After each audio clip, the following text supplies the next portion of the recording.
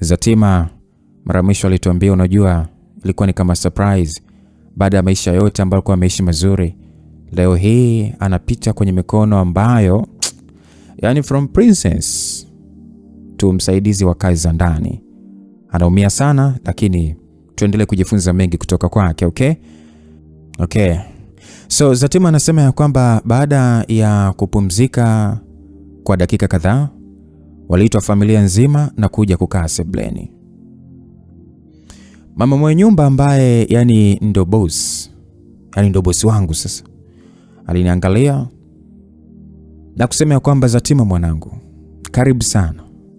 Kama unavyoona hapa tuko 4.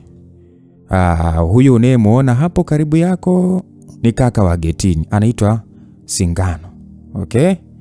Na huyu hapa anaitwa Glory. Ni binti yangu wa pili na ameolewa, hivyo hapa yupo kwa muda mfupi tu. Huyu mwingine anaitwa Judith. Huyu ni mtoto wa dada yangu.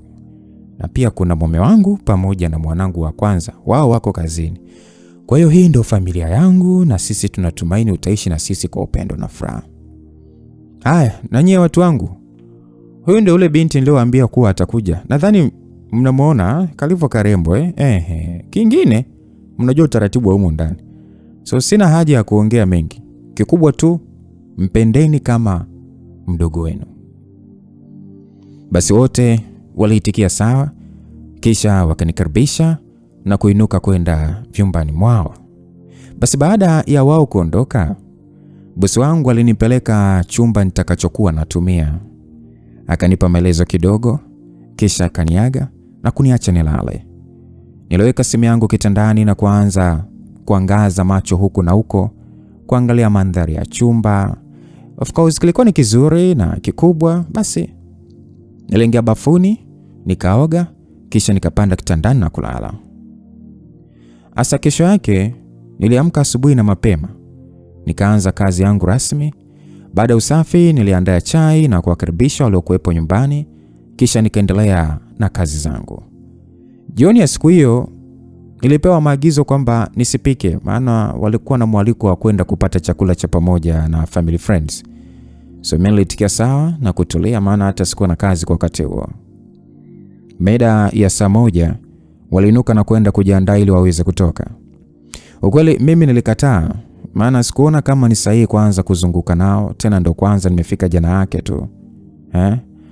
Kwa hiyo bwana, kwa kuwa mimi sikutaka wakawa sasa wameondoka tu wenyewe, mimi nikabakia nyumbani mwenyewe. Na kwa kuwa nilishafanya kazi zote, nikaona si mbaya nikaingia zangu chumbani. Kwa hiyo nilikaa chumbani huku sasa nikichezea simu yangu taratibu tu, na muda ulizidi kusonga mbele. Ikafika saa 3 kasoro, nikaona ngoja nioge, wenye nyumba wasije kurudi na kunikuta kama walivyoniacha. Basi nikaingia bafuni huku nikiacha nimeweka mziki kwenye simu yangu. Sasa wakati kiwa busy kuoga, nikasikia kama vyombo vinagongana. Nikasimama na kuweka umakini ili sasa kusikia sauti hizo zinatokea wapi. Ajabu, sikusikia kitu. Nikahisi labda nimesikia vibaya. Basi nikaendelea kuoga. Mara nikasikia tena. Haraka nikafunga maji na kusikilizia, ila sikusikia kitu. Nikaona akili yangu hapa itakuwa na mawenge tu. Hivyo nikafungua maji na kuendelea kuoga. Ajabu, nikasikia tena. Walai niliogopa. Nikahisi huenda itakuwa ni wezi wamevamia, na huenda nikifunga maji wanatulia wakihisi kwamba nimewashtukia. Sasa nikaona hapa sifungi ili wasije kushtuka. Basi nilichofanya ni kutoka bafuni kwa mwendo wa kunyata taratibu tu, na nilivyoboya sasa hata sikuwa nimevaa nguo yote zaidi ya kufunga taulo kifani. Basi niliendelea kutembea hadi nafika kwenye corridor. Sisikii kitu wala hata dalili ya kuwa kuna mtu alikuwepo. Nikaendelea tu kujitoa. Sasa ni kujitoa sasa kwenda mbele. Nilielekea hadi sebleni, nako kimya. Ni kama tu nilivyokuacha. Sasa akili liganda, nikabaki na toa tu macho, maana hata sielewi nini kinaendelea. Baada ya kusimama kwa muda, niliamua kugeuka nyuma ili sasa narudi chumbani. Saa ngapi nisione mtu anatoka chumba jirani na cha kwangu? Nilipiga yowe kama lote. Sasa nilivyokuwa na wenge, badala nikimbie kutoka nje, nikakimbia kuelekea jikoni. Ajabu, nafika huko nakuta kuna mtu mwingine akiwa ameshika sahani na kisu. Sasa kutokana na kelele pamoja na speed niliyoingia nayo, mtu yule akajikuta akiangusha sahani kwa mshtuko sana. Nilisimama kama mlingoti huku mapigo ya moyo yakienda mbio, na ghafla nilianguka chini na kupoteza fahamu. Mimi mwenyewe hata sikujua nini kiliendelea, ila nilikuja kuamka na kukuta nimezungukwa na familia yote. Kwanza nilianza kulia nikihofia vitu vya watu vimeibiwa. Bosi wangu alinituliza na kusema kwamba pole kwa kilichotokea, ila ondoa shaka, hakuna kitu kilichoharibika na wale uliowaona ni wanangu. Nilishusha pumzi ndefu na kumshukuru Mungu, maana kama ingekuwa wizi sijui kama ningeeleweka. Basi walivyoona niko sawa, waliinuka na kuondoka. Dakika 2 baada ya wao kuondoka, mlango ukagongwa. Nilitikia karibu na kuruhusu anayegonga kuingia. Mlango ulifunguliwa, akaingia mkaka yule niliyomkuta jikoni. Nilijikuta nikiona aibu na kuangalia chini. Yule mkaka alikuja na kusimama mbele yangu, kisha akasema kwamba samani kwa kushtua, sikujua kama kuna mtu nyumbani, ndio maana nikaingia kimya. Vipi lakini unajisikiaje? Nilinua kichwa taratibu na kumwangalia, kisha nikasema ondoa shaka, niko salama. Akasema naitwa Jerry. Nimesikia unaitwa Zatima. Nikamwambia ya, ndio jina langu. Akasema sawa, karibu kwetu bwana, na samani kwa mara nyingine tena. Niliitikia sawa, na kisha akageuka na kuondoka na kuniacha nikimsindikiza kwa macho. Jamani, uongo dhambi, Jerry ana muonekano mzuri, alafu ananukia bala. Anyway, ngoja nifunge mdomo wangu nisije kusema kwamba nimeanza uhuni. Okay? Au nyie msije mkasema nimeanza uhuni. So baada ya Jerry kuondoka, nijilaza tayari kutafuta usingizi. Ikiwa ni dakika kadhaa zimepita toka Jerry aondoke, mlango wa chumbani kwangu ulifunguliwa. Nikaamka haraka nikijua kwamba ni yeye ndio karudi tena. Sura ilinishuka baada ya kuona aliyeingia alikuwa Judith.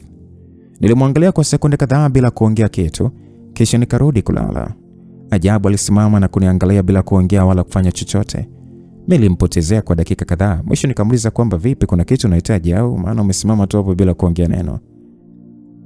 Judith akasema kwamba nimeambiwa na mama mdogo nije nilale na wewe. Nikasema sasa mbona umesimama mdogo tu? Akasema nitapandaje kitandani kwako bila ruhusa yako? Nyie, hivi dada ana bangi ama mtu umetoka huko na maelekezo kamili? Sasa kwa nini kufika na kwanza kunisimamia kama mnyonya damu? Bila kuongea neno mimi niligeuka upande wa pili na kufunga macho yangu na kuanza kuvuta usingizi taratibu.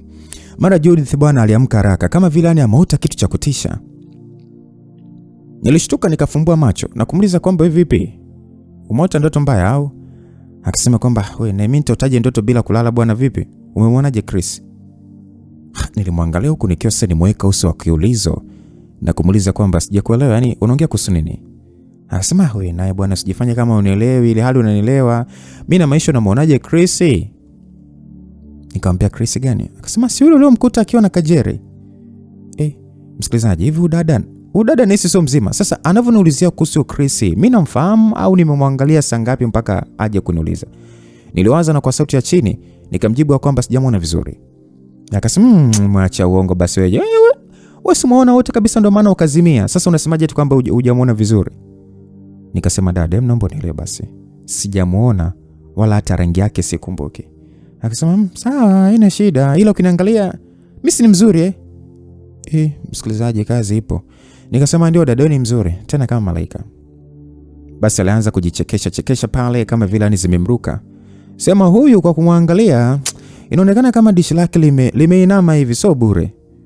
Nirudi kujilaza, mara akaya nipiga mgongoni na kusema kwamba Zatima jamani leo ni mzuri sana tena sana. Nilikuwa nimejifunika shuka mpaka kichwani. Nilivyosikia hivyo nikajifunua na kumwangalia kwa sekunde kadhaa huku nikitafakari na kumwambia kwamba asante. Basi aliniangalia na kutabasamu. Tabasamu lake linitisha na kunifanya ni mwazima baya. Usikute mpuza na shiriki mapenzi ya jinsia moja huyu. Maana sio kwa tabasamu hilo. Sasa ili kuondoa wasiwasi, ni tabasamu na mimi, kisha nikajifunika hapo na kwanza kujishauri nikavae suruali nisije kufanywa manyanga bure ama maana kama wanaume wanabakwa na wanaume wenzao, hao hakika watashindwa kitu hao. Ila hapana, ni mawazo potofu tu. Basi nilala, ila uongo dhambi msikilizaji. Nilala nikiogopa na kubaki kuomba kukucha haraka sana. Asubuhi na mapema niliamka na kuingia jikoni, nikaandaa chai, maana siku ile ilikuwa ni weekend. Basi baada ya kuandaa chai, nikaanza kufanya usafi. Sasa wakati nikiwa nafanya usafi, Judy aliamka na kuja sebuleni ambapo nilikuwa nikideki. Bahati mbaya alivyokuja sikumuona kutokana na upande ambao ametokea.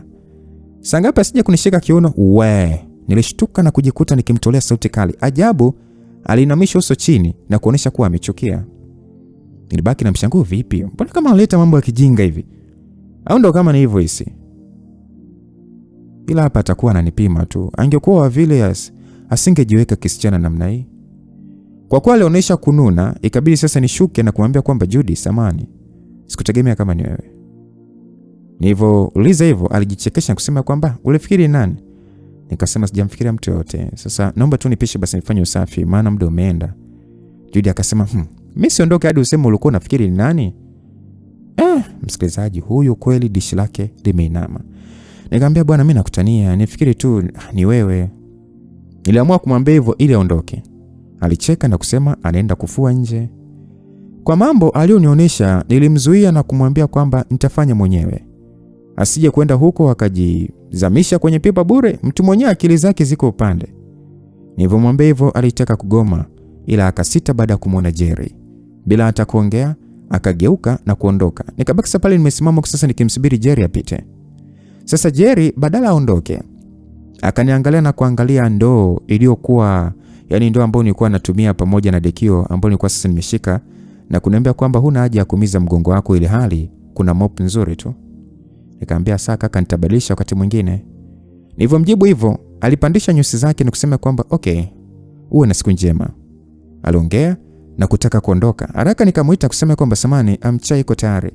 Akasema thanks but nimechelewa, nitakunywa wakati mwingine. Bye. Aliongea hivyo na kuondoka. Nikabaki na muangalia hadi alipotoka nje. Sasa ile nigeuze sura yangu asa kurudi kufanya kazi, nikakutana uso kwa uso na Judy. Nilishtuka maana uso aliokuwa nao ni wa serious bala. Kwa kuwa nilishajua akili yake ilivyo, sikutaka kuongea neno. Nikainama na kuendelea na kazi yangu. Alisimama akaniangalia, mwisho akachoka na namshukuru Mungu siku iliisha vizuri bila kuwa na matatizo yote. Kesho yake niliendelea na majukumu yangu kama kawaida, na ilipofika jioni akaja rafiki yake Jerry, yani Chris. Nilimpokea na kumpatia kinywaji kisha nikarudi jikoni ambapo nilikuwa nikiandaa chakula. Na muda huo sasa Judy alikuwa chumbani kwake. Basi nilipika vya kupika na muda ulipofika nikaandaa pale mezani na kwenda kumuita Judy. Kisha nikamkaribisha Jerry pamoja na rafiki yake. Asa kitendo cha Judy kumuona Kristo alipagawa. Kwanza akainuka na kuingia chumbani. Akabadilisha nguo na kujipulizia malanyiko.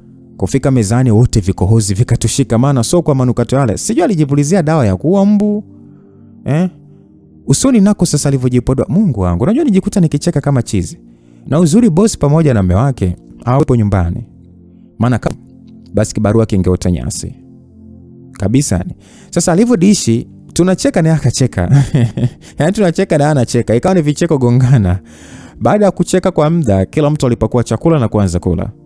Tulivyomaliza, nilitoa vyombo na kwenda kuosha. Nikamwacha Judy akicheka tu sebuleni. Basi niliosha vyombo chapo na kwenda zangu chumbani maana bosi alisema kwamba watachelewa sana. Hivyo tukimaliza mambo yetu tulale. Nilipanda kitandani na kuchukua simu yangu nikaanza kucheza game. Sasa wakati nikiwa busy na simu yangu, mlango uligongwa. Kwa kuwa jana yake ni lala na Judith, basi nikajua ni yeye kaja na leo tulale wote. Hivyo nikaingia na kuendelea kuweka tu makini wangu kwenye simu. Aliingia kukaa kisha kakaa kimya. Nilivyoona kimya nikageuka haraka. Huyo asije kuniponda na rungu bure. Maana mtu mwenyewe dishi limeyumba huyo. Ajabu ile kugeuka tu. Nijikuta na ganda huku nikiwa nimetoa macho kama chura anayekata moto. Kumbe aliyeingia chumbani sio Judith bali ni Ray. Aise, nilimeza mate kwa hofu na kusema ya kwamba kaka karibu sana. Hakuongea kitu. Akainuka na kupiga hatua kutoka nje ya chumba. Alipofika mlangoni akashika kitasa na kunigeukia. Kisha akasema ya kwamba baba anatarajia kurudi muda si mrefu. So ingekuwa vyema kama ungemwandalia juisi mapema. Nikasema samahani lakini mama alisema hawatakula kitu. Aliniangalia kwa muda na kusema kwamba okay, kama uliambiwa hivyo sawa, haina shida. Aliongea na kufungua mlango na kuondoka. Taratibu nirudi kujilaza na kuendelea na kucheza game tu. Muda ulienda, madam na mume wake wakarudi. Nikatoka na kuonana nao, nikapewa maagizo ya vitu vya kesho kisha tukarudi na kulala. Kesho yake asubuhi na mapema niliamka na kuandaa chai. Kisha nikaanza kufanya usafi. Asa madam aliamka, akakagua vitu nilivyoweka mezani na kwenda kumkaribisha mume wake. Walikuja wakapata chai kisha wakajiandaa na kwenda kanisani. Mimi hata sikuweza kwenda, hivyo nikabaki tu nikifanya shughuli zangu kama kawaida. Nilifanya kazi hadi muda wa chai ulipofika, nikakaa mezani tayari kupata kifungua kinywa. Basi nika chai na kuanza kunywa sasa nikiwa nasikiliza redio kwenye kisoswadu changu. Akaja Jerry akionekana kutoka kulala. Niliinuka haraka nikitaka sasa kumwekea chai, maana wakati wengine wanakunywa kwepo. Jerry alinizuia na kusema kwamba usijisumbue, nitaweka mwenyewe. Vipi aje? Nikasema salama, shikamo. Alicheka akasema uko serious unaniamkia? Nikasema ndio kaka. Akasema maana bwana, mimi sio mkubwa sana kiasi cha kustahili shikamo yako. Unaweza kuniambia tu mambo inatosha, sawa? Alivyosema hivyo nimwangalia kwa muda na kubaki nikiwaza kichwani. Yaani anasema eti hana ukubwa sana wa kustahili shikamo yangu, wakati nikimwangalia ananishinda miaka zaidi ya 5. Ila sawa, nasikia watu wa dandi ndivyo walivyo. Watu wa dawa wapendi shikamo. Basi bila kuongea neno, mimi nikaendelea na kula, akawa busy tu na simu yake. Dakika kadhaa nilimaliza, nikamshukuru kwa chai, kisha nikainuka na kuingia jikoni. Huko nisafisha vyombo nilivyotumia, kisha nikatoka na kumpita nikitaka sasa kuingia chumbani. Akaniita kusema kwamba unaenda wapi? Kwa sauti yangu ya upole tu nikamjibu kwamba naenda chumbani kwangu kaka. Akasema kazi unaenda kufanya kwa ama? Nikasema hapana, naenda tu kukaa. Nilivyomjibu hivyo, alitoa macho kwenye simu na kuniangalia kisha akaniuliza kwamba kwa nini unapenda kukaa mwenyewe au unaniogopa? Nikasema hapana kaka, nilikuwa tunataka kukaa huko ili nisubiri muda wa kupika ufike basi. Akasema sawa, lakini si unaweza kukaa hapa na sio chumbani? Au ukikaa hapa muda wa kupika utafika? Nilitikia hapana kwa kutikisa kichwa. Akatabasamu na kusema kwamba washa TV uangalie, sio vizuri kukaa mwenyewe. Basi bila kubisha nilitikia sawa na kusogea sebuleni nikawasha TV. Jamani, mwenzenu katika vitu ambavyo sivishobokeni TV. Yaani huwa naona kama vile napoteza muda tu. Lakini kwa sababu mtoto wa boss kasema sawa, nitawasha. Mimi ni nani nimpinge mtoto wa boss? Basi bwana, nilikaa sebuleni huku nikiwa sikielewi kile ninachokiangalia. Jerry baada ya kumaliza kunywa chai, kwanza nilitaka kuinuka ili nikatoe vyombo, ila akanizuia na kutoa mwenyewe. Alipeleka jikoni, akavisafisha na kuja kwa sebuleni. Nilikaa kimya sasa nikiwa najionea shida tu kukaa. Naye alikaa kimya kwa muda kisha akaniita. Nikamuitikia akasema I'm sorry. Naweza kukufahamu kiundani zaidi? Nikasema samahani, sijaelewa ni unamaanisha nini? Namaanisha nataka kujua umetoka wapi, una miaka mingapi na mengine. Maneno yake yalinifanya nibaki kimya nisielewe niseme nini. Ukweli katika vitu ambavyo vinaniumiza kichwani na kunifanya nijihisi mnyonge ni mtu kuniuliza kitu kuhusu maisha yangu. Hili swala huwa mimi linaniumiza sana. Jerry alivyoona nimekaa kimya huku sasa nikionyesha uso huzuni, akaniuliza kwamba vipi, mbona kama umebadilika ghafla? Nimefanya vibaya kukuuliza ama? Hapana kaka. Mimi nimetokea Mwanza na miaka 19. Niongea sasa nikiweka uso wa tabasamu. Jerry baada ya mimi kumjibu hivyo akaniuliza kwamba wewe mtoto wapi kwenu? Basi nilimjibu peke yangu. Akaendelea kuniuliza maswali tu kadhaa, nikamjibu, ila majibu niliyompatia karibia yote alikuwa ni ya uongo, maana mimi sikutaka ajue lolote kuhusu maisha yangu. Basi muda wa kuandaa chakula ulifika, nikainuka na kuingia jikoni. Bila kuchelewa nikaandaa chakula na kuweka mezani. Madam na wengine walitoka kanisani wakapata chakula na ratiba zingine. Of course namshukuru Mwenyezi Mungu, siku zienda, mwezi ukakata nikiwa naishi kwa furaha. Wangu na wote walikuwa wema sana kwangu. Alinipenda na kufanya kama familia yao. Na katika hilo nilimshukuru Mungu, maana unajua kuna familia zingine wanaishi na wafanyakazi kama wanyama so maisha yanaendelea vizuri kabisa. Mtoto nikazidi kuchanua siku hadi siku. Na kama mnavyojua, ua linapochanua nyuki na wadudu hulizonga ua lile. Basi hivyo ndivyo ilivyokuwa kwangu. Kwani nilianza kusumbuliwa na wanaume huku kila mmoja akionyesha nia ya kunihitaji. Basi namshukuru Mungu, kwani pamoja na kusumbuliwa sana na vijana, mimi sikujiachia wala kujiingiza kwenye mahusiano yote. Zaidi tu nilijiweka busy na kazi zangu. Na niliamua kutokujiingiza kwenye mahusiano kwa sababu niliona bado nahitaji muda wa kutengeneza maisha yangu. Maana niliona kama nikijichanganya huku nikiwa bado sina mbele wala nyuma, ni wazi ni kama ningejitafutia shida. Basi mtoto wa marehemu, maisha yangu akawa kwenye kazi. kitu ambacho kilikuwa kinamfurahisha sana bosi wangu, kwani sikuwa na makundi wala hakuna siku nilioacha kufanya kazi zangu kama inavyotakiwa. Mara zote nilifanya vizuri na nilionyesha tabia njema kwa watu wa ndani hata wa nje, na kwa sababu hiyo nilipendwa na watu wote waliofika pale. Nakumbuka kuna siku alikuja ndugu zake bosi, wakanikuta nikiwa peke yangu. Sasa sikuwa na taarifa ya kupokea ugeni, hivyo walipofika niliwapokea na kwa upole tu nikawapatia vinywaji pale, kisha nikaingia chumbani na kumpigia bosi nikamtaarifu, kisha nikarudi sebuleni kukaa nao. Sasa muda ulienda, zikapita kama dakika kadhaa. Bosi akafika na kusalimiana na wageni wake kwa furaha tu. Kwa kuwa mwenyeji kafika, nikaona si vyema mimi kufanyeje kuendelea kukaa pale. Bila kuchelewa nikainuka na kuingia jikoni, maana muda wa kupika chakula ulikuwa tayari. Basi wakati nikiwa bize nikasikia wananisifia kuwa eti na heshima sana na wamenipenda. Msikilizaji, hakuna asiyependa kusifiwa bwana. Karoka alipata furaha, nikabaki na tabasamu mwenyewe. Basi niliandaa chakula, baada ya maliza nikaingia zangu chumbani kama ilivyo kawaida yangu. Sasa wakati nikiwa bize kucheza game la nyoka kwenye kiswaswadu changu, uliingia ujumbe. Bila kuchelewa nikaufungua na kukuta ni ujumbe unaotoka kwenye namba ngeni. Ujumbe ule ulikuwa unasema ya kwamba uko wapi. Nijiuliza ni nani ambaye anataka kujua niko wapi bila hata kusalimia. Nitaka kumjibu ila nikagoma na kuendelea kucheza game tu, kama ana shida na mimi basi atapiga. Basi nicheza game kama dakika 5 hivi. Mtu ule akatuma tena ujumbe akiuliza kwamba uko busy sana. Hiyo nayo sikujibu.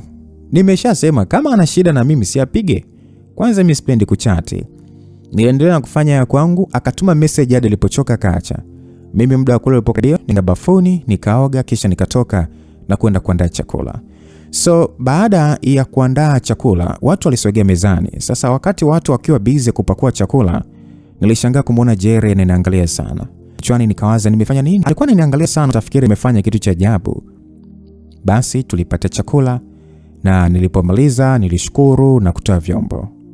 Nikaingia jikoni na kuanza kuosha. Mara Jerry akaja na kusimama pembeni yangu. Niliacha nilichokuwa nafanya, nikamgeukia na kumuuliza kwamba samani, kuna kitu unahitaji? Nilimuuliza hivyo kwa sababu sio kawaida yake kuja jikoni na kufika akasimama tu kama alivyofanya leo. Sasa baada ya kumuuliza hivyo hakunijibu. Alisogea lipo friji, akafungua na kuchukua maji, kisha akanionyesha kwa ishara kwamba nilikuwa nataka hii. Akageuka na kuondoka. Nilibaki nikimwangalia nisimuelewe ana nini haswa, maana amekuwa ni tofauti ghafla. Basi baada ya kuondoka, nirudi kuosha vyombo, kisha nikaweka mazingira ya jikoni vizuri na kuingia chumbani. Nijikuta nikishtuka baada ya kuingia chumbani na kumkuta Judy akiwa amekaa uchi huku akilia. Nilifunga mlango taratibu na kumfuata alipokaa. Nikamuuliza Judy, vipi? Mbona unalia? Alafu mbona uko uchi? Aliniangalia bila kujibu, akajilaza mapajani mwangu na kuendelea kulia. Niliogopa na kumuuliza nini shida? Bado hakujibu. Kwa hofu sasa nikataka kuinuka ili nikamuite bosi aje aongee naye, lakini alinizuia na kutaka nikae.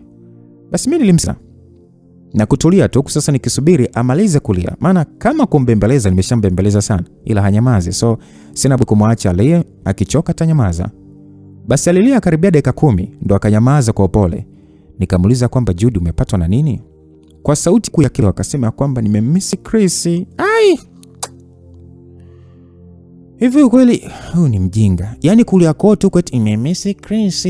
Huyu kweli kazi ipo hiyo. Hivyo nilitaka kumpa jibu hilo, ila nikaona huyu akili zake zilivyo ataanza kulia, mwisho nije kuambia kwamba nimempiga bure. Basi kwa sauti ya upole nikamuuliza kwamba pole, kwani hujaongea naye? Akasema nimempigia hajapokea. Nikasema pole, atakuwa busy. Judy akasema leo ajaenda kazini, huo busy unatokea wapi?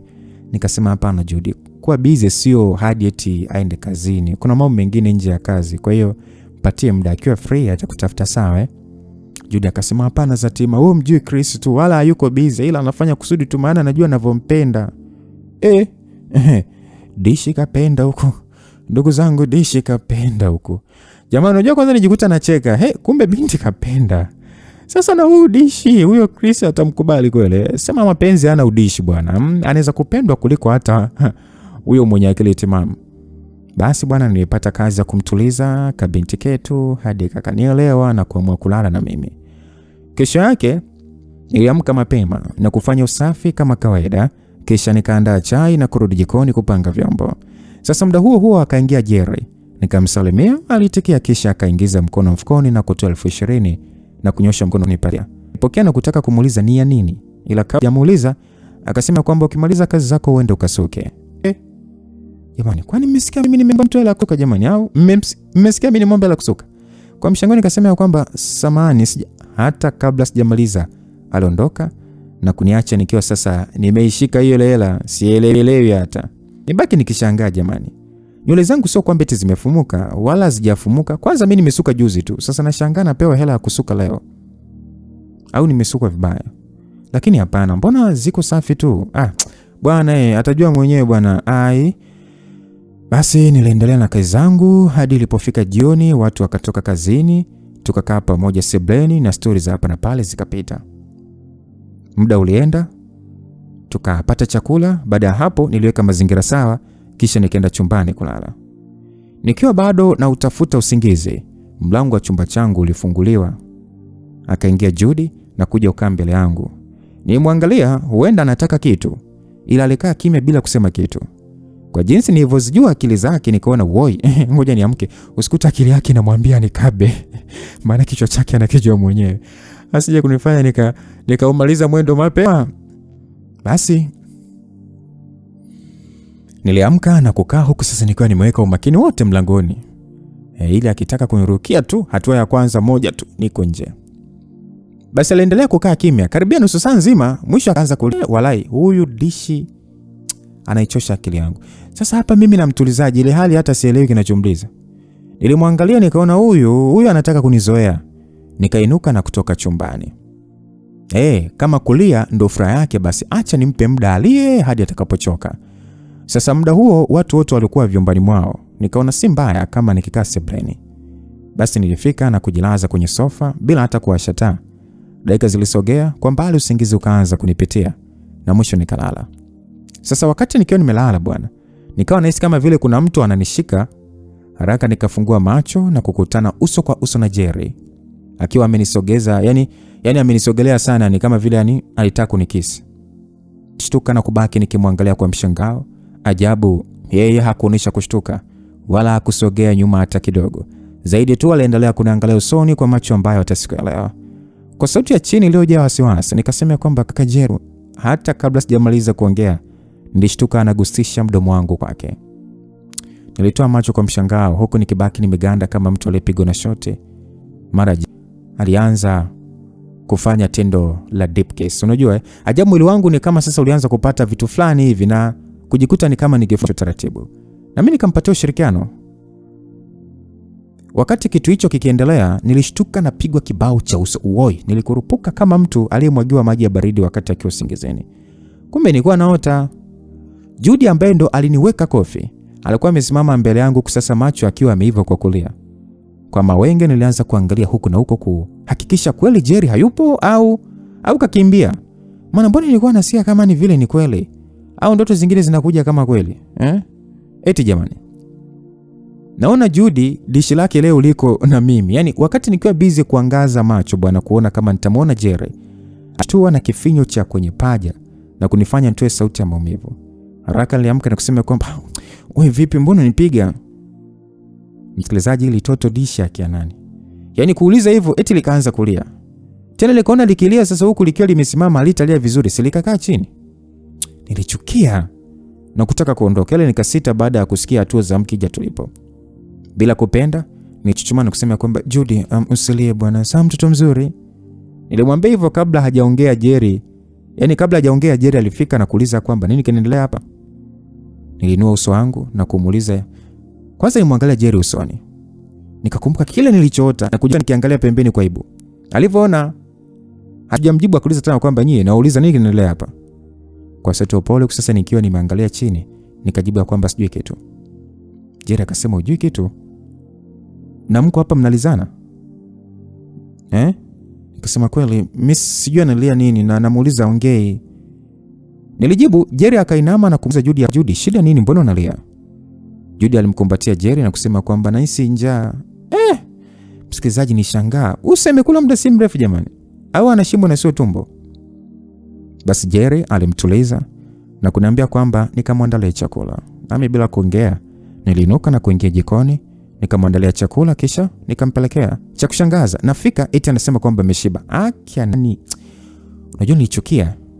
Yaani mwingia jikoni, napika, alafu anakuja kusema ameshiba. Sema sawa, naona leo dishi lake limefunikwa na mawingu. Taratibu niliweka chakula mezani na kutaka kuondoka. Jerry akanizuia na kusema ya kwamba kaa hapo muangalie TV. Hivi huyu, kwani hivi mimi na shida ya kuangalia TV? Niliwaza na kukaa sasa nikionyesha kununa. Aliwasha TV na kuweka katuni. Judy alikaa na kuanza kucheka kama vile ni sio yeye aliyokuwa analia muda mfupi uliopita. Basi Jerry baada ya kuona Judy yuko sawa, aliondoka na kurudi chumbani kwake. Kama mnavyojua, mimi na TV hatuna ushirika, so nikaona sina haja ya kujichosha. Zaidi nikasogea kwenye sofa kubwa na kulala. Nyie, huyu binti jamani ataniua, sasa inatosha. Yaani nilala usingizi ukanoga, ajabu na kuja kuamshwa na kofi. Tena huo ni mkofi wa uso. Nikurupuka na kukaa sasa nikiwa nimekunja uso kwa hasira. Nilitamani kumwasha, ila nikaona ngoja niache nisije kupata kesi bure, maana unaweza kumpiga kofi moja tu akaanguka. So sitaki kufia Jeremy. Basi nilikaa na kuangalia TV bila hata kupenda. Yeye sasa kila dakika anachekelea tu. Muda ulienda hadi ikafika saa 7 ndo akapitiwa na usingizi. Mimi sikujisumbua kwanza eti siji kukokotana siji nina. Nichukua shuka nikamfunika kisha nikalala hapo hapo. Basi kesho yake niliamka mapema na kuanza majukumu yangu kama kawaida. Baada ya kumaliza usafi niliingia jikoni na kuanza kuandaa chai. Sasa wakati nikiwa busy, aliingia Jerry na kusimama pembeni. Nimwangalia na kukuta. Kwanza nitaka kumuuliza anataka nini. Maana alikuwa kama anataka kusema kitu ila akaishia kuniangalia tu. Kwa kuwa ameamua kuja na kukaa kimya, nikamwacha na kuendelea na kazi zangu. Alisimama mwisho akataka kuondoka. Ila akasimama na ni baada ya simu yangu sasa kuita. Nilisogea ili niichukue. Ajabu aliwahi na kuichukua kabla yangu na kuangalia kwa sekunde kadhaa kisha kaniuliza kwamba nini kinaendelea kati yako na Chris. Nilibaki na muangalia kwa mshangao nisielewa anamaanisha nini. Maana anauliza nini kinaendelea kati yangu na Chris? Kwani kuna nini? Au ni lini ameona mimi na mazoea na ule kijana? Kitendo cha kukaa kimya bila kumjibu kilimchukiza sana. Kwa sauti ya ukali akaniuliza kwamba Zatima, nimekuuliza nini kinaendelea kati yako na Chris? Kwa sauti ya chini kamjibu, hakuna kitu kaka. Na kwa nini unauliza hivyo? Hakuna kitu? Hakuna kitu na mnapigana simu asubuhi? Nikawaza sasa, huyu vipi jamani? Huyo Chris kanipigia saa ngapi? Nikasema hapana kaka, mimi sina namba yake wala sijawahi kuongea naye pembeni. Basi Jerry alinisogelea karibu huku akiwa sasa amekunja uso kwa hasira na kuniuliza kwamba hivi unaona mimi ni mjinga sana, si ndio? Nikasema hapana kaka, ninachosema ni ukweli. Mimi sina namba yake wala hata tujawahi kuongea. Kwa hiyo kama mjawahi kuongea, inakuja na kupigia. Si ulimpatia namba wewe au? Kabla sijamaliza kuongea, alinikatisha kusema wewe, mimi sio kaka yako. Nijibu kwa nini umempa Chris namba yako? Umanza huni, si ndio? Hapana, na hapa mimi sijawahi kumpatia namba yangu hata siku moja. Kwa hiyo hii namba kayokuta njiani ndio? Alivyouliza hivyo, niliangalia chini bila hata kuongea kitu.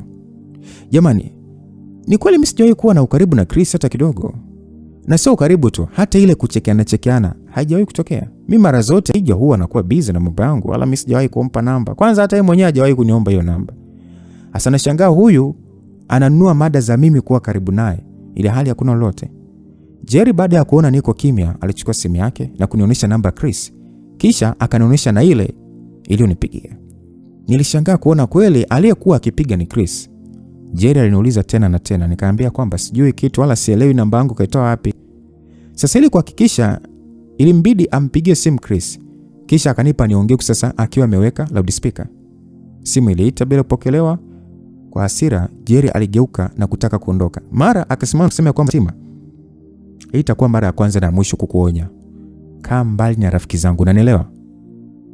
Nilitikia ndio kwa kutikisa kichwa. Akasema kwamba nataka ujibu kwa kinywa chako bwana, sio kutikisa kichwa. Nikasema sawa kaka, nimekuelewa vizuri. Aliongea hivyo na kuondoka. Niligeuka na kuangalia namba Chris mara mbili. Nisielewe namba yangu kaitoa wapi na kwa nini ananipigia. Niliwaza, mwisho nikaona naichosha tu akili yangu. Nikaweka simu mezani na kuendelea na kazi zangu. Mara simu bwana ikaita tena, kuangalia ni Chris. Niliangalia kwa muda sasa nikijishauri nipokee ama niache. Mwisho nikapokea na kusema kwamba hello. Akasema kwamba esi za Tima mambo. Kaambia poa tu. Akasema samani nimekupigia nikiwa na shida ya kuongea na Judy. Sijui kama kashaamka. Nikawaza sasa huyu unataka kuongea na Judy kwenye simu yangu kwamba yeye hana simu ama. Niliwaza na kumjibu kwamba mimi niko jikoni so sijui kama ameshaamka au la. Akasema okay basi naomba basi ukamwangalia maana simu yake haipatikani. Niliitikia sawa na kutoka nikaenda chumbani kwa Judy na kumkuta akiwa amekaa kitandani. Ninyosha mkono kumpatia simu, akauliza kwamba vipi unanipa simu ya nini? Nikamwambia bwana ongea na Chris. We, Dish kusikia jina Chris. Aliamka haraka na kusema kwa sauti ya chini, "Hey, wewe, ni kweli?" Nikasema Judy unachosha, chukua basi mimi na kazi zangu huko. Basi akasema, bwana ongea basi na taratibu. Sasa sikia, mimi naenda kuoga kwanza. Wewe mwambie uko bafuni." Nikamwambia sasa mimi nitamwambia uko kuoga wakati anasikia bwana, mchukua basi bwana, usinichoshe. Aichukua sasa akiwa amevuta mdomo. Mimi nikageuka ili niondoke. Mara nikashangaa anakata simu chapu na kuingia bafuni. Nibaki nimetoa macho. Yaani mtu kwenye simu hadi akaoge. Kwanza mgoja. Unajua nichukua simu yangu nikamtumia ujumbe kuwa ampigie kwenye simu yake. Na muda huo nikazima simu yangu na kuwasha Judy. Mbebishane kwenye simu zenu bwana, msije kunitafutia kesi. Maana kesho mkipeana mimba na magonjwa familia itasema na mimi nahusika wakati hata sielewi lolote. Basi baada ya kuzima simu, nilitoka na kurudi jikoni. Nilifanya kazi zangu hadi mida ya mchana, nikaoga na kujiandaa kwenda. Muda huo watu wote walikuwa kwenye mishe zao tu, so nilivyotoka nikafunga milango na kuondoka. Huku funguo nikiwa sasa nimeziacha kwa mlinzi. Sokoni na nyumbani kulikuwa mbali, hivyo ililazimu kupanda bajaji. So nilipofika nikanunua vitu chapchapo kisha nikarudi nyumbani na kuvipanga vizuri. Baada ya kumaliza, niliingia chumbani na kutulia. Sasa muda wa watu kurudi nyumbani ulifika. Wakarudi, nikatoka chumbani na kuungana nao sebuleni. Jerry alitoka chumbani kwake na kuja sebuleni, akakaa ila muda wote akawa kama ananiangalia tu. Mimi sikutaka kumzingatia, nikawa busy na mambo yangu. Alivyoona anajifanya kuwa busy, alinuka na kuingia jikoni. Baada ya dakika moja nikasikia kama ananiita, bila kuchelewa nikainuka na kumfuata. Nafika pale, nakuta amesimama huku akiwa kashika glasi ya maji. Kwa sauti ya upole nikamwambia kwamba kaka umeniita. Aliweka glasi pembeni na kunisugulia kisha kuuliza kwamba jana nimekupa hela ya kusuka lakini hadi muda huu unaona bado una nywele zile zile. Shida nini? Nishasahau. Basi nifikiri kwa muda na kusema kwamba samahani sana kaka, nilikuwa na kazi nyingi. Akasema ni hujawahi kukosa sababu. Hakikisha kesho unasuka. Sawa? Nikasema sawa kaka. Basi aliondoka na kuniacha sana muangalia hadi anapotea mani pangu. Baada ya kuondoka niligeuka na kujiangalia kichwani. Jamani, bado sijaelewa kwa nini anataka mimi nisuke? Yaani nisuke nywele zingine ile hali hizi hazijafumuka au hajazipenda? Lakini ni nani hadi asipende? Nilipokutoka kwenye kioo na kurudi sebuleni. Basi muda ulienda, siku ikaisha. Kesho yake asubuhi kama kawaida nilifanya majukumu yangu huku watu wote wakiwa tayari makazini kwao. Mchana baada ya kumaliza kazi zangu niliingia chumbani na kujilaza. Mara mlango ukagonga bwana. Nikajua huyu ni kaka wa getini maana alikuwa bado hajala, so nikaamka na kwenda kufungua. Nishangaa kumkuta Jerry akiwa ndo anagonga. Kwa sauti ya upole iliyoambatana na mshangao nikamuuliza kwamba kaka, mbona umeweko rudi? Aligeuka na kusema kwamba jiandae haraka twende ukasuke. Hivi huyu ina maana katoka kazini kuja kunipeleka mimi kusuka? So aliondoka bila hata kuchelewa. Nikarudi chumbani kwangu na kubadilisha nguo. Baada ya kumaliza kuvaa nilitoka na kumkuta akiwa tayari sebuleni. Hakusubiri niongee, akanishika mkono na kunitoa nje moja kwa moja kwenye gari. Tuliingia, akaosha gari na kuondoa gari. So muda wote nilikuwa busy na muangalia nisielewe haya mambo yameanza lini. Au ameanza hapana, haiwezekani. Itakuwa tu kuna sherehe au ugeni labda maana anafanya hivi. Basi bwana, safari iliendelea hadi sehemu husika. Tukashuka na kuongozana hadi ndani. Nikashangaa tunafika pale. Akasema ya kwamba dada, nimemleta mrembo wangu, nataka awake kuliko kawaida. Sasa mdada msusi alitabasamu na kumwambia kwamba aondoe shaka, kisha nikaonyeshwa sehemu na kuanza kusukwa. Sasa nilisukwa na baada ya kumaliza nikataka kulipia ila akakataa na kulipa yeye. Mimi sikuwa na neno lingine zaidi ya asante. Kwa uso wa tabasamu aliniangalia na kunishika mkono, tukatembea kuelekea alipopaki gari. Muda wote tulitembea sasa nikijiuliza maswali mengi kuhusu haya mabadiliko ghafla. Tulifika kwenye gari na kuingia, tukafunga mkanda na bila kuchelewa kaondoa gari kuelekea nyumbani. Kimya kilitawala tu hadi pale tulipofika karibu na nyumbani. Jerry akaniangalia kusema kwamba Zatima, kwa nini mara nyingi ukiwa na mimi unakuwa mkimya sana? Msikilizaji, swali ni jepesi ila kwangu niliona kama gumu. Maana ni kweli mara nyingi ninapokuwa karibu yake huwa najikuta mkimya sana. Na sio kwamba eti namuogopa. Simwogopi, ila sijui tu kwa nini nakuwa hivyo, sielewi. Basi alivyoona nimekaa kimya akasema tena kwamba umekosa cha kuongea. Okay. Leo jioni nitatoka. Vipi? Nikuletee nini? Nifikiri kwa sekunde kadhaa kisha nikaambia kwamba hapana. Sina ninachohitaji. Alafu hela uliokuwa umenipatia kwa ajili ya kusuka hii hapa. Niliongea sasa nikinyosha mkono kumpatia hela yake. Inaangalia usoni kwa muda kusema kwamba hiyo ni ya kwako bwana, utatumia kwa matumizi mengine. Nikasema hapana kaka, sihitaji pesa nyingine maana tayari mama ameshanipatia, so asante sana. Akasema Zatima, moja ya vitu ninavyopenda kwako ni msikivu sana na unatii. Sasa hebu naomba basi usichukize, umesikia? Alivyosema hivyo, nirudisha mkono wangu na kukaa kimya huku macho akiwa chini. Jerry alitabasamu na kuendelea kuendesha. Dakika chache mbele tulifika nyumbani. Nikashuka na kuingia ndani. Jerry aliingia chumbani kwake, akakaa kama dakika kadhaa, akatoka na kuja kunigongea. Taratibu niliinuka na kufungua mlango na kwa sauti pole nikamuuliza kwamba kuna kitu nahitaji. Alinyosha mkono na kunipatia mfuko na kusema kwamba humo kuna nguo. Jioni ya kesho kutakuwa na mtoko wa familia nzima, so utavaa hiyo nguo. Alivyosema hivyo, niliangalia mfuko alionipatia na kumshukuru. Hakutaka kuongea, akageuka na kuondoka. Nirudi ndani na kufungua ule mfuko, nikatoa nguo iliyomo na kuangalia. Ilikuwa tu ni gauni refu lenye rangi ya dark blue. Nilisimama kwenye kioo nikajiangalia nilivyo na namna ile gauni lilivyo. Nikacheka tabasamu na kuliweka pembeni. So muda ulienda, siku ikaisha. Na kama kawaida nikafanya majukumu yangu kama ilivyo kawaida na kusubiri muda wa mtoko sasa uweze kufika. Kwa namna ambavyo nilipenda ile nguo, yani nilikaa nikiona kama ni kama muda unaganda vile. Mtoto wa kike nikaingia chumbani kwangu, nikajiweka vizuri. Nilivyomaliza nitoka na kwenda ukasi sebleni sasa kusubiri wengine wamalize. Alipiga hatua za taratibu hadi nilipo, akaniangalia sasa akiwa ni mwenye tabasamu pana usoni na kusema ya kwamba hebu simama kidogo. Nilitini huko sasa nikiwa nimeangalia chini kwa aibu. I say nguo nilikuwa nimevaa ilikuwa imeendana na mwili wangu yani. Sijui nikisema imeendana mnanielewa. Iko hivi. Nguo ilikuwa imeana na kufanya umbo langu kuonekana vyema. Sasa Jerry alikiona tabasamu sasa, aligeuka nyuma na kuniangalia kwa sekunde kadhaa kisha akasema sikutegemea kama ingeweza kukupendeza namna hii. Hongera sana. Mimi sikujibu kitu zaidi tu niliacha tabasamu na kurudi kukaa. Baada ya dakika kadhaa, bosi pamoja na mume wake walikuja na bila kuchelewa tukatoka sasa kutokana na kwamba tulikuwa tunatoka familia nzima. Hivyo ikatulazimu kutumia magari mawili.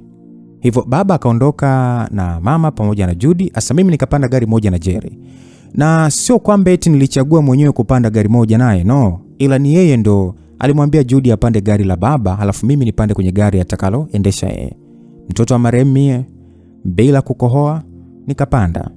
Basi baba na mama wakatangulia, sisi tukawa nyuma yao sasa. Asa mimi baada ya kuingia kwenye gari, sikuongea wala kuonesha kutaka kuongea. Jerry naye alikaa kimya kwa muda. Mwisho akaniangalia kuuliza kwamba sijasikia ukinisifia au sijapendeza. Swali lake msikilizaji linifanya nikamwangalia kwa makini na kwa sauti ya upole nikamwambia kwamba hapana kaka, umependeza.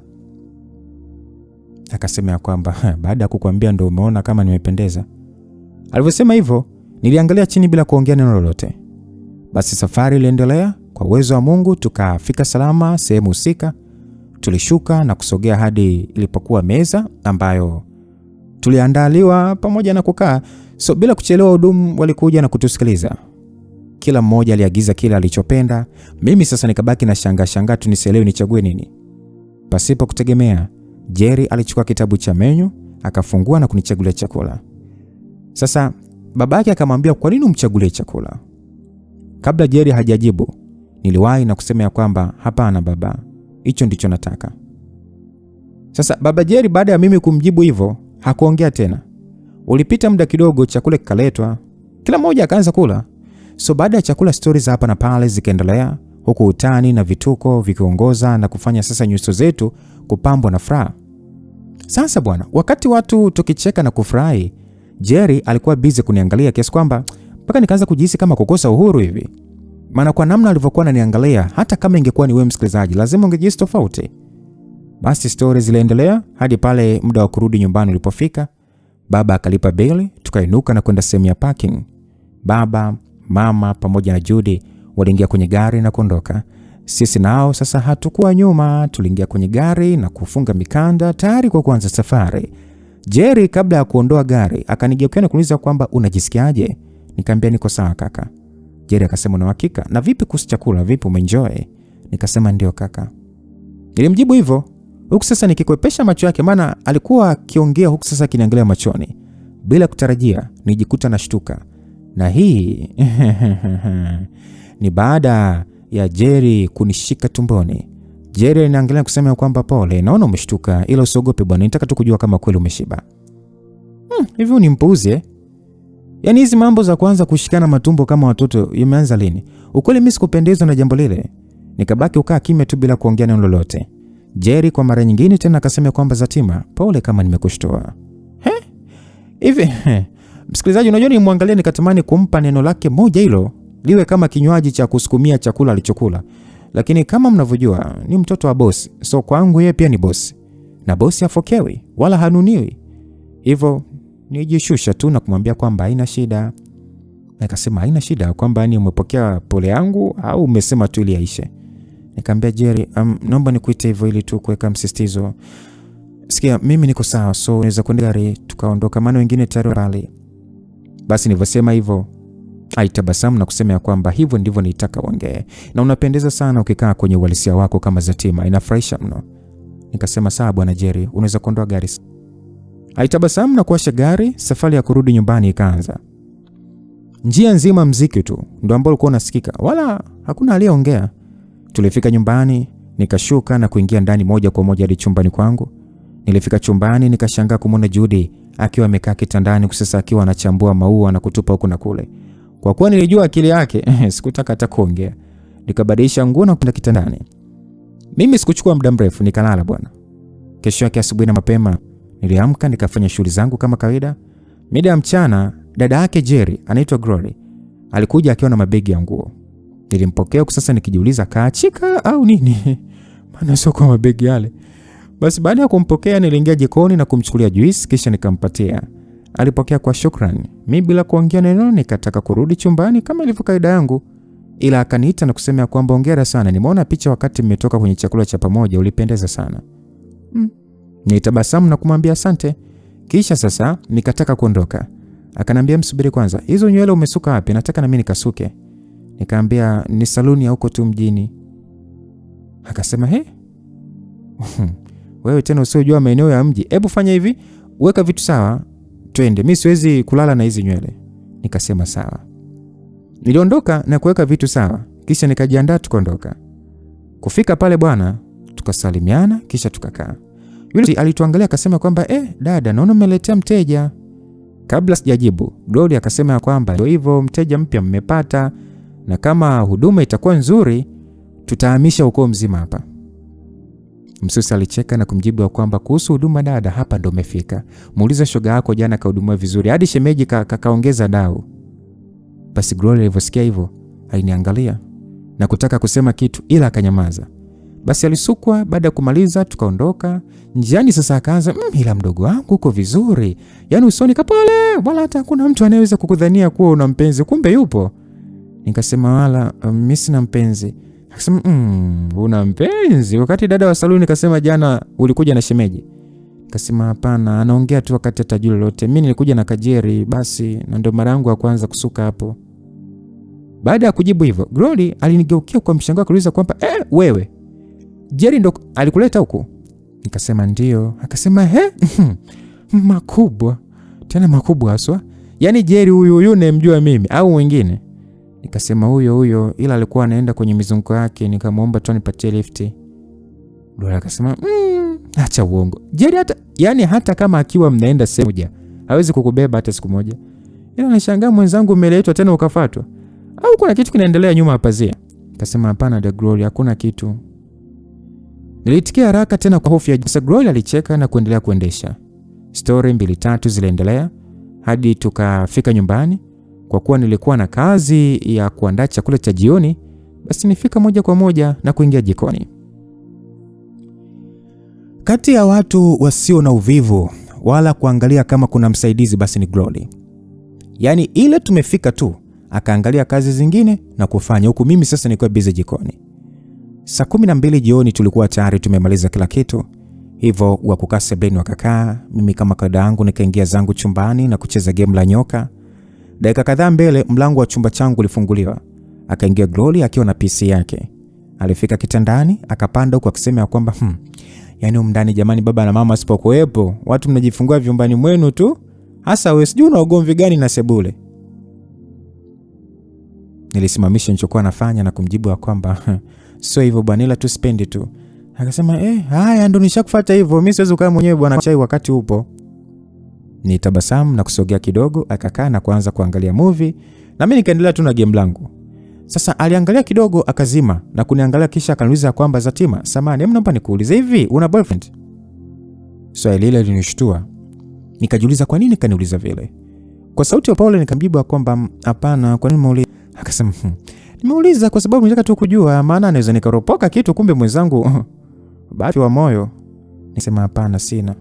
Akasema sawa, hauna ila si umeshawahi kwa naye? Msikilizaji, nikaanza kwani huyu anataka kujua nini hadi kuanza kuulizana maswali namna hii? Basi nikamwambia kwamba sijawahi kwa naye.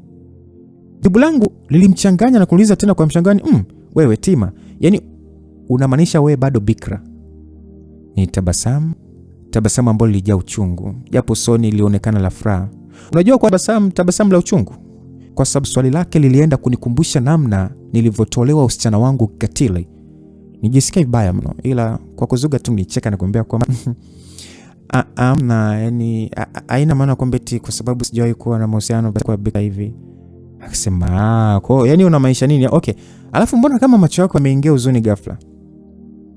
Niliangalia chini sasa nikijitahidi kuficha maumivu, kitu ambacho kinishinda na kujikuta nikitokwa na chozi. Sasa Glory aliogopa na kuuliza kwamba wewe ulibakwa? Sentensi ya kwamba ulibakwa ilitumika kama funguo ya kufungua mlango wa kumbukumbu chafu na zenye maumivu makali. Tena msikilizaji, naweza nikasema ni zaidi ya makali, maana kila ninapoyakumbuka ni kumbukumbu ambazo zinazidi kuulalua moyo wangu. Hivi Mungu kwa nini karuhusu kumbukumbu hizi kuishi ndani yangu ile hali? Anyway, moyo wangu uliuma mno. Taratibu nifuta machozi, nikenua uso wangu na kusema kwamba Glory, sijui kwa nini tu mapenzi aliumbwa kwetu ile hali yanatumiza hivi. Glory akasema, bwana wewe unanichanganya. Wewe umesema kwamba hujawahi kuwa kwenye mahusiano. Sasa mapenzi yamekufanya nini? Nimwangalia Glory kwa sekunde kadhaa, kisha nikamshika mkono na kusema kwamba sijaingia kwenye mahusiano, ila moyo wangu umeshaonja mapenzi. Najua hujanielewa, ila iko hivi. Kuna mwanaume niliwahi kumpenda, lakini bahati mbaya hakuwahi kunipenda. Sasa mimi ni mtu ambaye wasiamini katika kukosa. Nilimtengenezea mazingira ili tu aingie kwenye mfumo. Unajua nilikuwaje? Ni aibu, ila tu kufupisha story ni kwamba baada ya kushindwa kumfanya anipende, nilazimika tu kuutoa usichana wangu kafara nikiamini atanipenda. Bahati mbaya nilifeli, kwani baada ya yote alisema kwamba anipendi na kilichotokea ni kosa tu na hakitakuja kutokea tena. So nisiwe mwongo, niliumia mno na hadi leo sijaingia kwenye mahusiano yote. Msikilizaji, nilimaliza kumdanganya bibie. Maskini, bila kujua nimemdanganya, alinionea huruma na kusema kwamba kwa hiyo una mpango gani sasa? Maana umri unaenda, huwezi kusema kwamba tutaishi single maisha yako yote. Nikasema kwa sasa sina mpango wote, ila muda ukifika nitakuwa naye. Si unajua tena kila kitu muda Glory akasema hapana bwana, vitu vingine sio muda, ni maamuzi yako. Na naweza kusema kwamba ni kama hujapigwa na matukio wewe. Maana kuna watu tumepigwa hadi tukaomba po. Ila kama na hapa niliachia na kuanza upya. Sasa na mume wangu. Nitabasamu na kumwambia kwamba usijali, nitachukua hatua. Alitikia haya na kuendelea mambo yake. Basi muda ulienda, watu wakatoka kazini. Nikaandaa chakula na kila mmoja akasogea mezani tayari kwa kula. Wakati watu wakiendelea kula, Baba Jerry alimuuliza Glory kwa nini amerudi nyumbani. Basi Glory akawa amemwambia kuwa mume wake kasafiri, so amekuja kwa muda. Baba hakuwa na neno lingine, hivyo chakula kikalika, na baada ya kumaliza nikatoa vyombo na kuingia jikoni. Sasa kwa kuwa ilikuwa ni sheria kwamba lazima vyombo vioshwe usiku, nilianza kuosha huku nikiwa busy kuimba nyimbo za hapa na pale. Mara akaingia Jerry akiwa sasa ameweka mikono nyuma. Nimwangalia na kuendelea na kazi yangu. Si akasogea hadi nilipo na kusimama huku sasa akiniangalia usoni. Mimi sikutaka kumuuliza unataka nini, ila kwa namna alivyonisimamia ilinilazimu kumuuliza kwamba samani, kuna kitu nahitaji. Alitabasamu na kusema kwamba kwa nini kila nikija karibu yako naonekana kama nahitaji kitu? Msikilizaji, kumekucha. Nikamwambia kwamba kwa hiyo hauhitaji kitu. Akasema nitaachaje kutokuhitaji kitu? Basi baada ya kusema hivyo nikawaza, sasa si useme upewe kuliko kunisimamia kama unataka kunisomea hapa dhambi. Akasema kwamba unaongea nini? Maana unaongea sana kichwani kuliko mdomoni. Nikawaza sasa kama ameweza kujua nimeongea nini kichwani, unashindwa nini kujua nilichoongea? Niliwaza na kuamua kumtolea uvivu kwa kusema kwamba kabla hata sijatoa neno aliniwahi na kunifumba mdomo kwa mkono wake, jambo ambalo linishtua na kubaki nimetoa macho kama mjusi alibanwa na mlango. Jerry alipiga hatua moja mbele na kufanya mimi na yeye sasa kuwa zero distance. Aliniangalia machoni kwa macho yenye makini wa hali ya juu, na kwa sauti nzito na ya chini akasema kwamba wow, una macho mazuri. Alivyosema hivyo niliangalia chini kwa aibu. Taratibu alitoa mkono wake mdomoni na kutoa ule mkono alioficha nyuma na kutoa kibox kidogo. Nilipiga hatua kurudi nyuma. Akawa ananiangalia huko anatabasamu bila kuongea kitu. Nikataka kuondoka, maana naona kama kuna hali isiyo ya kawaida hapa, lakini kabla sijaondoka alinizuia na kusema kwamba nimekuletea zawadi. Aliongea sasa akiwa amenyoosha mkono kunipatia kile kiboksi. Mimi sikupokea. Nikamwambia kwamba asante la sihitaji. Nilivyojibu hivyo alipandisha nyusi, kisha akasema kwamba najua kama uhitaji, ila nimependa kufanya hivi. Sikutaka kubishana naye. Nikapokea bila kuongea. Alitabasamu na kuondoka. Nibaki naangalia kile kiboksi, mwisho nikaeka pembeni na kuendelea na kazi zangu. Mara akaingia Glory na kunisaidia sasa kusuuza vyombo. Si akaona kile kiboksi bila kuchelewa akakichukua na kufungua. Nikaona anaachema mdomo wazi na kunigeukia kwa sauti ya mshangao kuuliza kwamba wewe, hizi leni za kwako? Niliwaza haraka na kumjibu kwamba hapana, nahisi mama tu atakuwa amesahau. Nijibu hivyo kwa sababu sikutaka ajue kuwa nimepewa na Jerry, maana ingeweza kuleta shida au maswali. Basi Glory aliziangalia vizuri huko akasema kwamba wala jamani hizi lazima hizi ni mpole mama, maana sio kwa unyama huu. Nitabasamu na kuendelea kuosha vyombo. Akatoka akiwa na kile kibox chenye heleni. Hapo moyoni nilikuwa naogopa, maana niliwaza akifika huko mama akakataa kuwa sio zake, na kama akikataa basi lazima Jerry aseme kuwa ni za kwake. Swali itakuja, kama ni za kwake kamnunulia nani wakati hana mke? Nilipofikiria hivyo niliacha kuosha vyombo. Haraka sana nikamfuata Glory. Bahati nzuri hakuwa amefika mbali. Kwa hiyo nikamsimamisha na kumwambia kwamba Glory, nimekumbuka hizo heleni ni za Chris, ndo alikuja akasahau. Glory aliniangalia kwa mshangao na kuuliza kwamba ni ya Chris? Nikasema ndio. Huyu kijana atakuwa na benzi jipa, sio bure. Aliongea na kunirudishia kisha kaondoka. Nishusha pumzi na kuingia chumbani kwangu. Nikaziweka kisha nikarudi jikoni. Nilifanya shughuli zangu kisha nikaingia chumbani na kulala. Sasa kesho yake asubuhi niliamka na kuendelea ratiba za siku zote. Siku zilienda huku maisha yakienda vizuri tu. Na muda wote huo Glory alikuwepo nyumbani, na ukweli uwepo wa Glory ulinifanya nikaenjoy sana, maana alikuwa mtu mcheshi na mwenye moyo safi. Ukiachana na ucheshi wake pia ni mtu ambaye anapenda sana kutoka. Yaani yeye kukaa nyumbani bila kutoka out haoni raha. Hivyo mara nyingi alikuwa ni mtu wa kutoka. Na kila alipotoka basi alihakikisha tunatoka wote. Bahati nzuri bosi hakuwa akikataa au kuonyesha kwamba kutokupendezwa. Yaani yeye kikubwa ni kazi zimefanyika basi. So mara zote kabla ya kutoka tulihakikisha tunaweka mazingira yote safi. Sasa bwana, siku moja tukatoka kwenda kwenye sherehe ya rafiki yake Glory. Nakumbuka bwana, siku hiyo nilivaa gauni langu refu, nikasuka na kupaka makeup ya kwenda, kisha hao tukaondoka. Kufika huko tukaenjoy kutokana na ratiba za wenye sherehe yao. Sasa katika hatua za hapa na pale bwana, kukawa na mkaka akawa ananiangalia sana. Mimi hata sikumzingatia, nikawa busy na mambo yangu. Sikafika muda wa keki. Basi birthday girl tukamwimbia pale, akakata keki na kuwalisha watu wake pale wa karibu, na kumbe yule mkaka ni kaka yake. Bwana wakulishwa akalishwa, kisha kafika muda wa watu wenye Yaani wenye wapenzi wao kucheza. Sasa bila shuruti, mtoto wa kike nikasogea pembeni. Mimi ni singwengwe bwana, acha nikae kando. Bwana wenye wapenzi wao wakaingia uwanjani na kuanza kulisakata rumba dance. Mimi nikawa sasa mpenzi mtazamaji tu. Nilisimama huku sasa nikiangalia watu wakiendelea kunyumbulika nini. Mara nikashtuka na shikwa begani. Kugeuka ni ule mkaka aliyekuwa akiniangalia. Nilimwangalia huku nikijiuliza nataka nini. Maana sio kwa kuniangalia kule.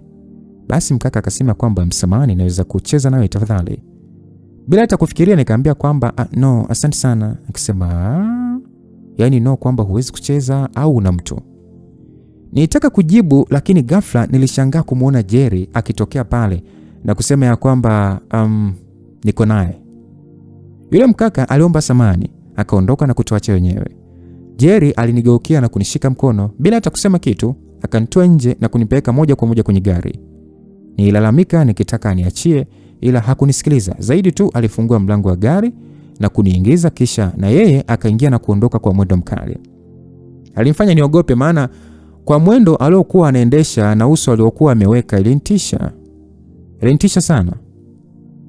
Bila kufikiria ni kuomba msamaha, bila hata kujua kosa langu ni lipi, maana usikute nimefanya kitu cha kumkwaza, labda ndio maana amechukia na kuamua kuchukua hatua hii.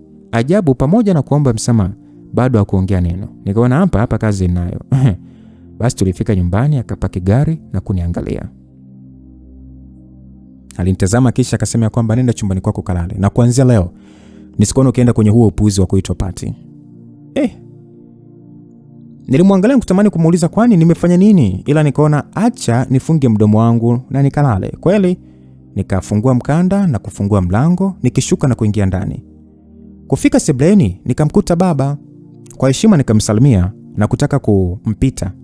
Akaniita na kuniuliza kwamba umeondoka hapo ukiwa na Glory, vipi mbona umerudi mwenyewe? Nilitaka kumjibu, ila Jerry akaniona kusema kwamba mimi ndo nimemfuata. Baba alimwangalia Jerry huku akiwa amekunja ndita kumuuliza kwamba kwa nini umemfuata? Na dada yako yuko wapi? Jerry akasema kwamba nimemfuata kwa sababu nimeona muda umeenda sana, na kuhusu Glory amesema atarudi mwenyewe. Basi baba alishia kutuangalia tu bila hata kuongea kitu. Nikaona ngoja nisiendelee kusimama. Nikaondoka na kuingia chumbani kwangu. Nilifika nikakaa kitandani sasa nikijiuliza maswali mengi yasiyo na majibu. Hivi yaani inakuaje tu aje kunichukua mkuku kama vile nimefanya kitu kibaya? Na kwa nini huwa anafanya vitu ambavyo hata nikifikiria havieleweki? Maana hii sio mara ya kwanza kuonyesha reaction kama hizi. Na kibaya zaidi, anafanya vitu hata ukiuliza asemi kitu, au ana hisia za mapenzi juu yangu. Ila hapana bwana, haiwezi kuwa hivyo. Lakini kwa nini anafanya hivi? Niliwaza na mwisho nikapanda kitandani ili nilale. Mara simu yangu ikaita kuangalia mpigaji ni Glory. Nikapokea na kukutana na swali kwamba uko wapi? Nilimjibu kuwa niko nyumbani na nimeletwa na Jerry. Nilivyomjibu hivyo akauliza kimetokea nini hadi Jerry kunifuata? Nikamjibu kuwa sijui. Basi akakata simu. Baada ya kukata nikaweka simu pembeni, nikafumba macho tayari kulala. Mara nikafumbua macho haraka, na hii ni baada ya kukumbuka kitu bwana. Haraka nikashuka na kusogea ilipo kabati, nikafungua na kutoa kile kiboksi chenye heleni ambazo alinipatia Jerry. Taratibu nikarudi kitandani na kukaa kitako. Nilifungua kiboksi na kuziangalia. Jamani, hata kama sijui bei za vitu, ila kwa macho tu hizi heleni zinaonekana ni za bei ghali. Sasa swali langu ni kwamba kwa nini huyu kiumbe anipatie zawadi expensive namna hii? Ili hali sina urafiki naye wala sijafanya kitu cha maana. Labda ningesema kwamba kwa sababu hii ndio maana labda akanipatia ni kwa sababu hii. Bado akili yangu hainipi jibu jamani. Hebu naomba Mungu isiwe kuna kitu anataka kufanya au tufanye. Hao atakuwa ananijaribu. Lakini kwa nini haijaribu yani? Kwa nini? Niliwaza na kuwazua, mwisho nikaona huyu anaichosha akili yangu bure. Haraka nikainuka na kuziweka vizuri, kisha nikarudi kitandani na kulala. Dakika kadhaa baada ya mimi kulala, Glory alifika na moja kwa moja akaenda kumgongea Jerry kwa sauti ya kiuchovu. Jerry akaambia kwamba ingia. Basi Glory aliingia na kumuuliza kwamba kuna nini kimetokea hadi umekuja kumchukua Zatima? Jerry bila hata kumwangalia akajibu kwamba muda ulikuwa umeshaenda sana, so nikaona nimfuate. Vipi, kuna shida? Glory akasema wewe mwana muda umeenda ndio maana ukamfuata. Haya, kwani uliitwa umfuate au ulitumwa? Jerry kuulizwa hivyo alifunika PC yake. Akamwangalia kusema kwamba naona taratibu unaanza kusahau sheria za umdani, si ndio? Sikia, naomba ufungue mlango uondoke, sina muda kujielezea kwako. Gloria akasema, hebu acha porojo. Unataka kuleta ubabe wako wa kipuzi hapa? Eti umeanza kusai sheria za hapa nyumbani. Bro, wewe ni mzee familia ama? Maana unataka kuleta sheria zako za kichwara tu. Yaani baba kakaa kimya, wewe ndio uko busy tu kujifanya. Sikia, sitaki uniingilie kwenye ratiba zangu. Umesikia? Jerry akasema kwamba binti, sitaki mambo mengi. Nadhani unanijua. So bila ugomvi, fungua mlango na utoke chumbani kwangu. Gloria akasema, sasa kati yako na mimi nani anataka ugomvi? Au unataka ni tukuogope, si ndio? Jerry akasema, narudia tena. Fungua mlango, ondoka chumbani kwangu. Basi kwa hasira, Glory aligeuka bwana na kuondoka, sasa akibamiza mlango kwa nguvu. Mimi nikiwa sina hili wala lile, niliendelea kulala. Kesho asubuhi na mapema niliamka na kufanya usafi. Kisha nikajiandaa tayari kwenda kanisani, maana ilikuwa ni Jumapili. Basi baada ya kumaliza kujiandaa, nilitoka chumbani na kukutana na Jerry akiwa anataka kugonga mlango. Yaani walikuwa wanataka kugonga mlango wa chumbani kwangu. Kwa sauti ya upole nikamsalimia, nikasema habari ya asubuhi. Akasema nzuri, vipi, uko tayari? Nikamwambia tayari kufanya nini? Akasema kufanya nini? Wewe unafanya nini? Nikamwambia mimi sifanyi kitu. Akasema okay, naona una mawenge. Nenda kanywa chai chap, nikimaliza kuvaa uwe tayari. Nikamwambia sawa. Niitikia tu, ila sasa nilikuwa najiuliza yani inakuaje leo atake kuongozana na mimi kanisani ili hali anaendaga mwenyewe. Kwanza hata mimi sitaki kuongozana naye. Ila nitaanzaje sasa kumwambia kwa siko tayari?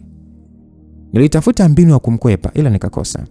So baada ya kukosa mbinu, nilisogea mezani na kuanza kunywa chai. Dakika kadhaa mbele, madam na mume wake wakawa wamefika mezani na kuanza kunywa chai. Hapo sasa nikapata wazo, nikamwambia madam kuwa twende wote ili nimkwepe Jerry.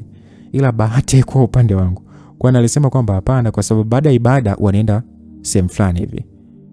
Basi imepangwa leo niende na kiumbe msumbufu. Haya, nilimaliza kunywa chai, Jerry naye akawa tayari, nikainuka na kuongozana naye.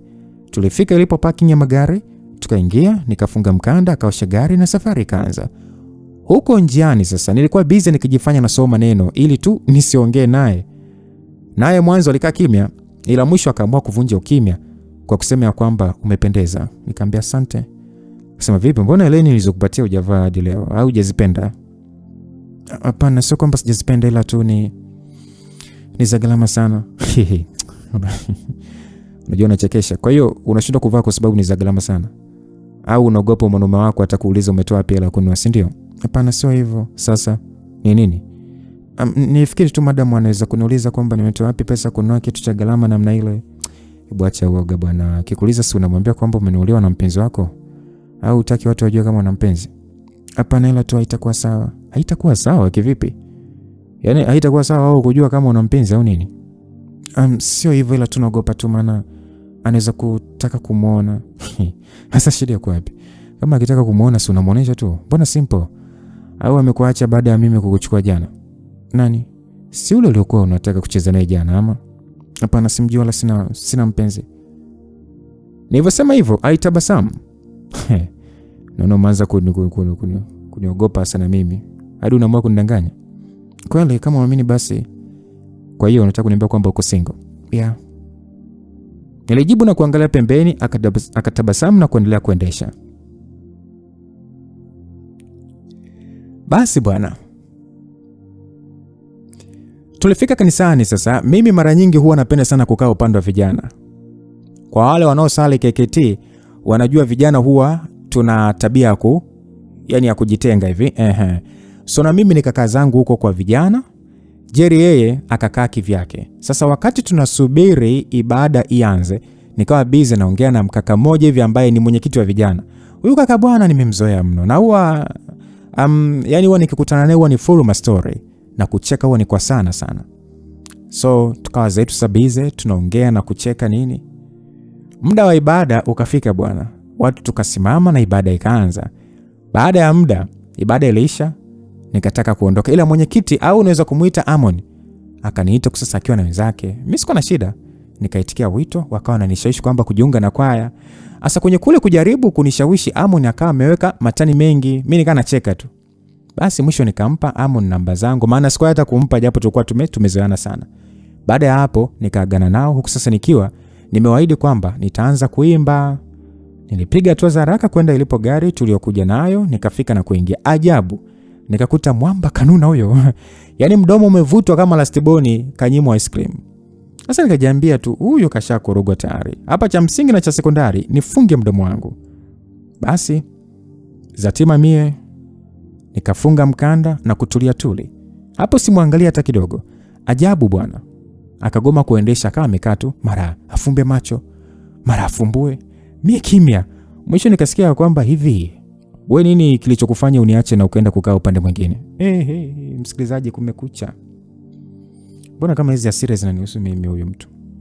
Niliwaza hivyo na kumjibu kwamba hapana kaka, nimezoea tu kukaa upande ule. Umezoea? Au unataka tu kucheka cheka tu na wanaume, si ndio? Maana mdoto ulikuwa unakinua tu mimi na jamani, sasa kwa hiyo kucheka na watu ni dhambi, msikilizaji au? Niliwaza na kukaa kimya, maana hata kama ingekuwa wewe hapo ungejibu nini msikilizaji? Sasa alipoona niko kimya, akasema kwamba kwa hiyo umekosa la kujibu, si ndio? Aliuliza, mimi kimya tu, kitu ambacho kilimkera na kunisemisha kwa hasira. Akasema, Zatima, naongea na wewe. Viko unakuwa unachekechekea ovyo. Sasa nijikuta napata hasira, nikamjibu kwamba wewe vipi? Kwani mimi ni kucheka na watu ni vibaya au maana unanikoromea kama vile mimi nimefanya kosa? Wewe kwa hiyo unaona umefanya sawa? Nakuuliza, unaona umefanya sawa? Okay, nimekosea. Unafurahi sasa? Sijakwambia useme kama umekosea. Nimekuuliza unaona umefanya sawa? Msikilizaji, huyu atakuwa sio mzima. Maana angekuwa mzima huyu asingefanya mambo ya ajabu namna hii. Jerry aliniangalia bila kuongea kitu. Akawasha gari na kuondoka. Tulifika nyumbani wote tukashuka, huku sasa tukiwa tumevutiana midomo. Gloria alibaki anatuangalia tu asielewe kimetokea nini. Niliingia chumbani, nikabadilisha nguo na kuingia jikoni. Bahati nzuri, Gloria alikuwa tayari kashapika. Basi mimi nikajitafutisha tu kazi pale vya kufanya. Gloria akawa sasa ananizoom tu. Mwisho uvumilivu kamshinda, akaniuliza kwamba mwenzangu vipi? Mbona kama umekasirika? Nikamwambia hamna, niko sawa. Akasema wewe hamna. Wakati naona kabisa huko sawa. Au umegombana na Jerry? Maana naye naona kavimba hatari. Nikasema bwana Glory, mimi niko sawa tu, ila nahisi ni uchovu tu. Akasema haya poa. Aliongea akainuka na kuondoka. Mara Jerry akaja bila hata kuongea, akanivuta mkono na kunipeleka chumbani kwake. Nilichukia. Ndio nisa kuvutana chumbani kama tumekuwa paka na panya. Alafu huku ni kuvunjana heshima ise. Jerry alinifikisha chumbani kwake akafunga mlango. Sasa ajabu, nikaambia wakati ananitoa sebleni alikuwa na hasira vibaya mno. Ila baada ya kunifikisha chumbani alipona kwa mpole. Nikashangaa na nisogelea na kuniuliza kwamba kwa nini unapenda kuniudhi? Swali lake lilikuwa simple tu, ila kwa namna nilivyokuwa nimechukia nilisikia kama ananifokea. Kwa sauti ya chini iliyojaa hasira nikamwambia kwamba Jerry, sijui tena unaonekana vipi machoni mwako, ila please, naomba na mipaka sawa. Sijui unanielewa? Maana huwezi tu kuona nivuta tu kama vile nimekuwa kitoto chako yani. Niliposema hivyo aliangalia chini kwa sekunde kadhaa, kisha akainua uso wake na kuniangalia kwa makini sana, then akasema kwamba najua unachukia, ila Zatima unaniforce kufanya hivi. Yaani mimi nakuforce ni kwa lipi sasa? Kwa mara nyingine aliangalia chini kama vile anaona aibu. Then akainua uso na kusema kwamba spend the way tu unavyoongea na wanaume wengine. Ukweli najisikia vibaya na mimi nashindwa kuzuia hasira yangu. Msikilizaji, nikisema huyu kijana ana shida akili, nitaonekana mkorofi. Sasa anachukiaje kuniona mimi naongea na wanaume wengine? Kwani mimi ni mpenzi wake? Si amna? Jibu ni hapana, si ndio? Sasa analeta makasiriko ya nini kama si uchizi huyu? Mimi naistua uko sawa, maana ungekuwa sawa usingefanya haya unayofanya. Zatima, naelewa kwamba siko sawa, ila naomba unisamehe, nitajaribu kujizoea. Vizuri, afu kingine na kurudishia eleni zako, maana mimi siwezi kuvaa vitu kama vile.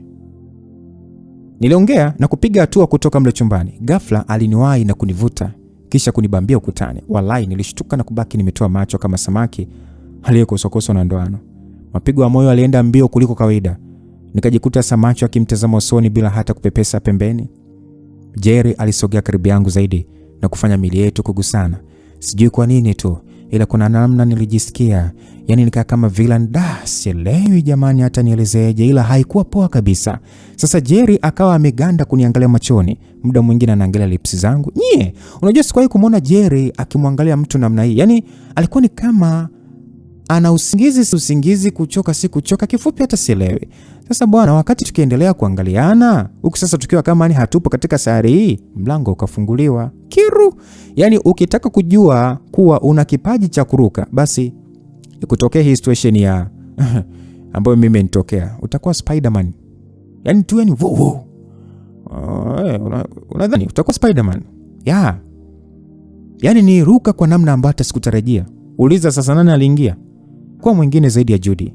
Huyu ndo alifungua mlango, tena akiwa sasa amejifunga kitambaa usoni. Kwanza nilichomoka kama mshale. Nikatoka moja kwa moja sebuleni hapo, nikakaa na kuanza kushusha pumzi. Picha ya tukio lilotokea hivi punde likajirudia kichwani. Nilianza kujilaumu na kujiona mjinga kwa kitendo kilichotokea. Nikasema sasa, anyway, kuanzia leo mimi Zatima nitakaa mbali na Jerry kuliko kawaida. Yani kiufupi mimi na yeye tutakuwa kama mbingu na ardhi. I say, hii nitakisha na itimiza mai zangu. Wekeni kwenye kumbukumbu zenu, sawa Basi baada ya kula kiapo changu, nikainuka na kuingia chumbani kwangu. Nilifika na kutoa zile heleni kabatini, nikamwita Judy nikumwambia kwamba ampelekee kaka yake. Sitaki kuwa nazo, maana ipo siku Madam Boss akija kuzifuma itakuwa ni vita. Na mimi kwanza sitakuwa na cha kumjibu, maana mshahara wangu ni wazi hautoshi kununua heleni za namna ile. Na kama ikigundulika kuwa zimetoka kwa Jerry, swali litakuwa ni moja tu, kwa nini akupe wewe na si dada yake au mtu mwingine? Si mnaona itakuwa ni shida sana Si mnaona basi zirudi tu, sitaki shida. Heleni zilimfikia mwenye nazo, akachukia, ila hakuwa na cha kufanya. Basi siku zilisogea, nikawa na mkwepa kila itwapo leo. Yani akiingia hapa natokea pale, akiingia pale natokea hapa. Mambo yakawa hivyo. Japo nilimuona na mind sana, afu mete sikujua namba yangu ya simu alipata vipi. Tuseme kwamba alichukua kwa Glory au mtu yoyote umndani. So akawa anatuma message, sijibu wala nini. Sasa siku moja bwana, nilienda mazoezini, maana nilikuwa nimeshajiunga na kwaya. So niliaga na kuondoka. Kufika huko watu wengine wakawa sasa hawajafika. So Amon akaniambia kwamba unaonaje twende pale supermarket tuchukue hata walau ice cream. Jamani, kama nilivyosema mimi na Amon tumezoeana sana So swala la sisi kuongozana supermarket kununua ice cream alikuwa gumu. Hivyo mtoto wa kike nikajiinua na kujiweka sawa, kisha tukaingia kwenye gari supermarket. Tukafika, nikachukua radha ninayoipenda, kisha tukarudi kanisani. Sasa kutokana na watu kuchelewa kufika, tujikuta tunaanza mazoezi muda ukiwa umeenda sana, na kumaliza saa 1:30 badala ya saa 12 kamili. Amon hakutaka nirudi nyumbani mwenyewe. Hata hivyo alikuwa akienda kwa mpenzi wake ambapo alikuwa akipita njia inayopita mimi. So nikawa nimepata lift kwake. Dakika 15 zilitosha kunifikisha nyumbani. Nilimshukuru na kushuka, kisha nikagoti geti. Nijikuta natoa macho baada ya kufunguliwa geti na Jerry. Si mnajua nimeshasema kwamba namkwepo huyo mtu Basi alivyofungua tu nikamsalimia na kutaka kumpita. Niulize nilipita? Kijana na makasiriko bala. Yani nimepiga hatua moja tu nasikia wewe simama hapo. Sasa sauti aliyotumia ilitosha kuniambia my dear, umeavaga, umeyatimba. Mtoto wa kike kwa upole na utiwa hali ya juu nikasimama.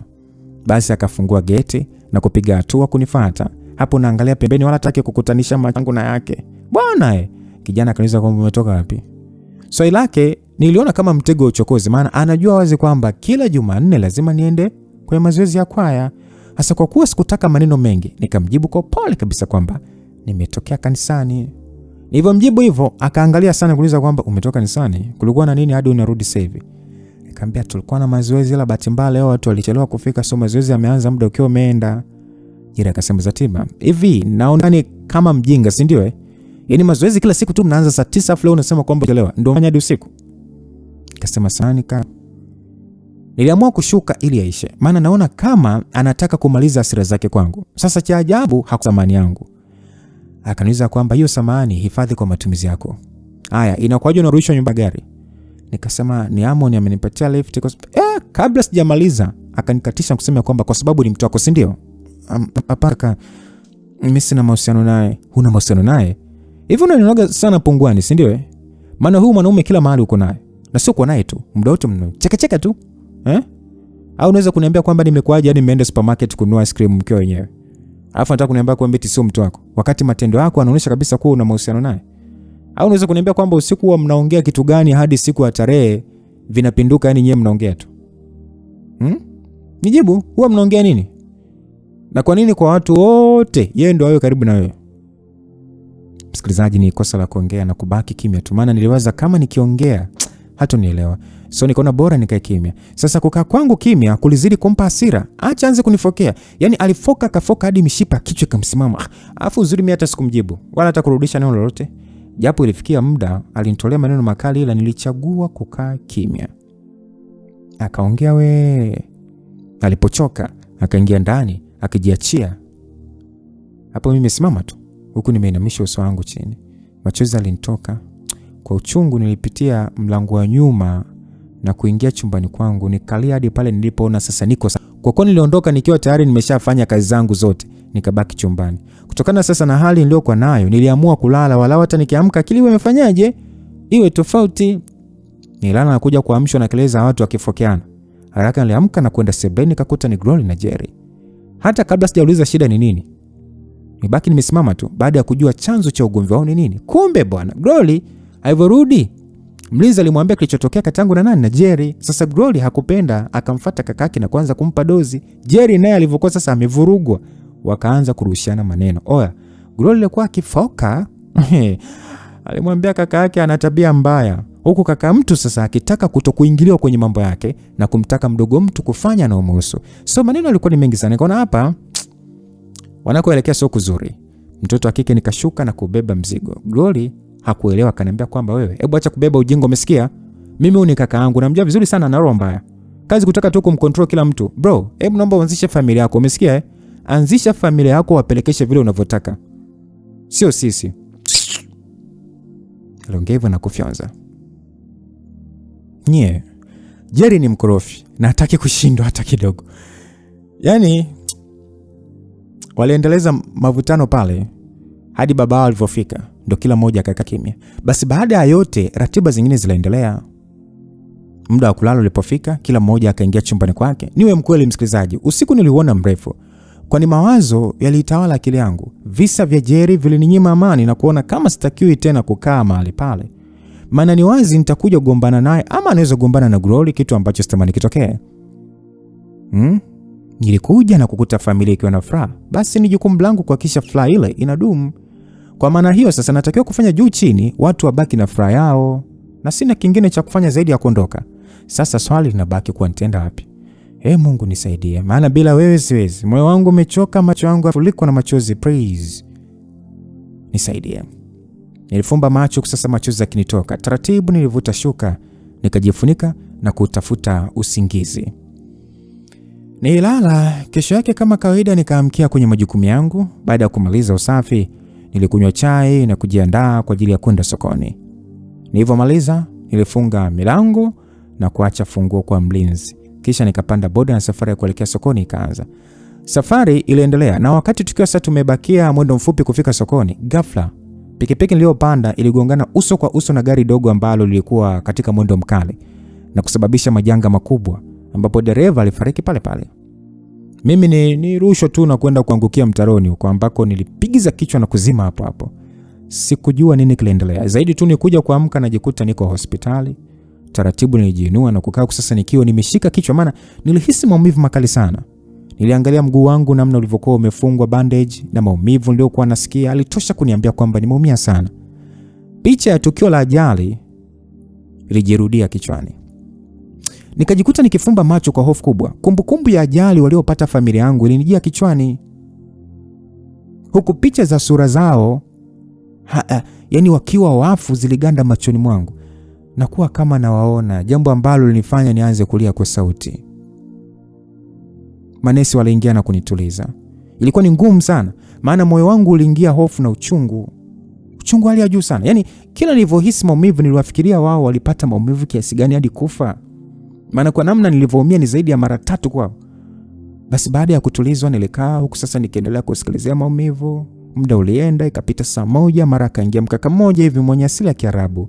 Kaka yule alikuja hadi nilipo akanisemesha, habari yako? Nikasema nzuri, karibu. Akasema asante, amvipo unajisikiaje kwa sasa?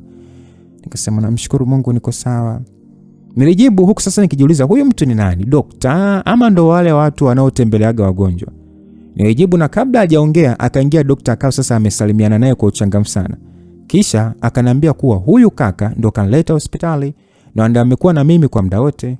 Kusikia neno ndo amekuwa na mimi kwa muda wote. Nikauliza familia yangu haijafika? Nikaambiwa kuwa hapana na hawajataarifiwa, maana hawafahamu lolote yani, wala hakuna mtu mwenye namba zao.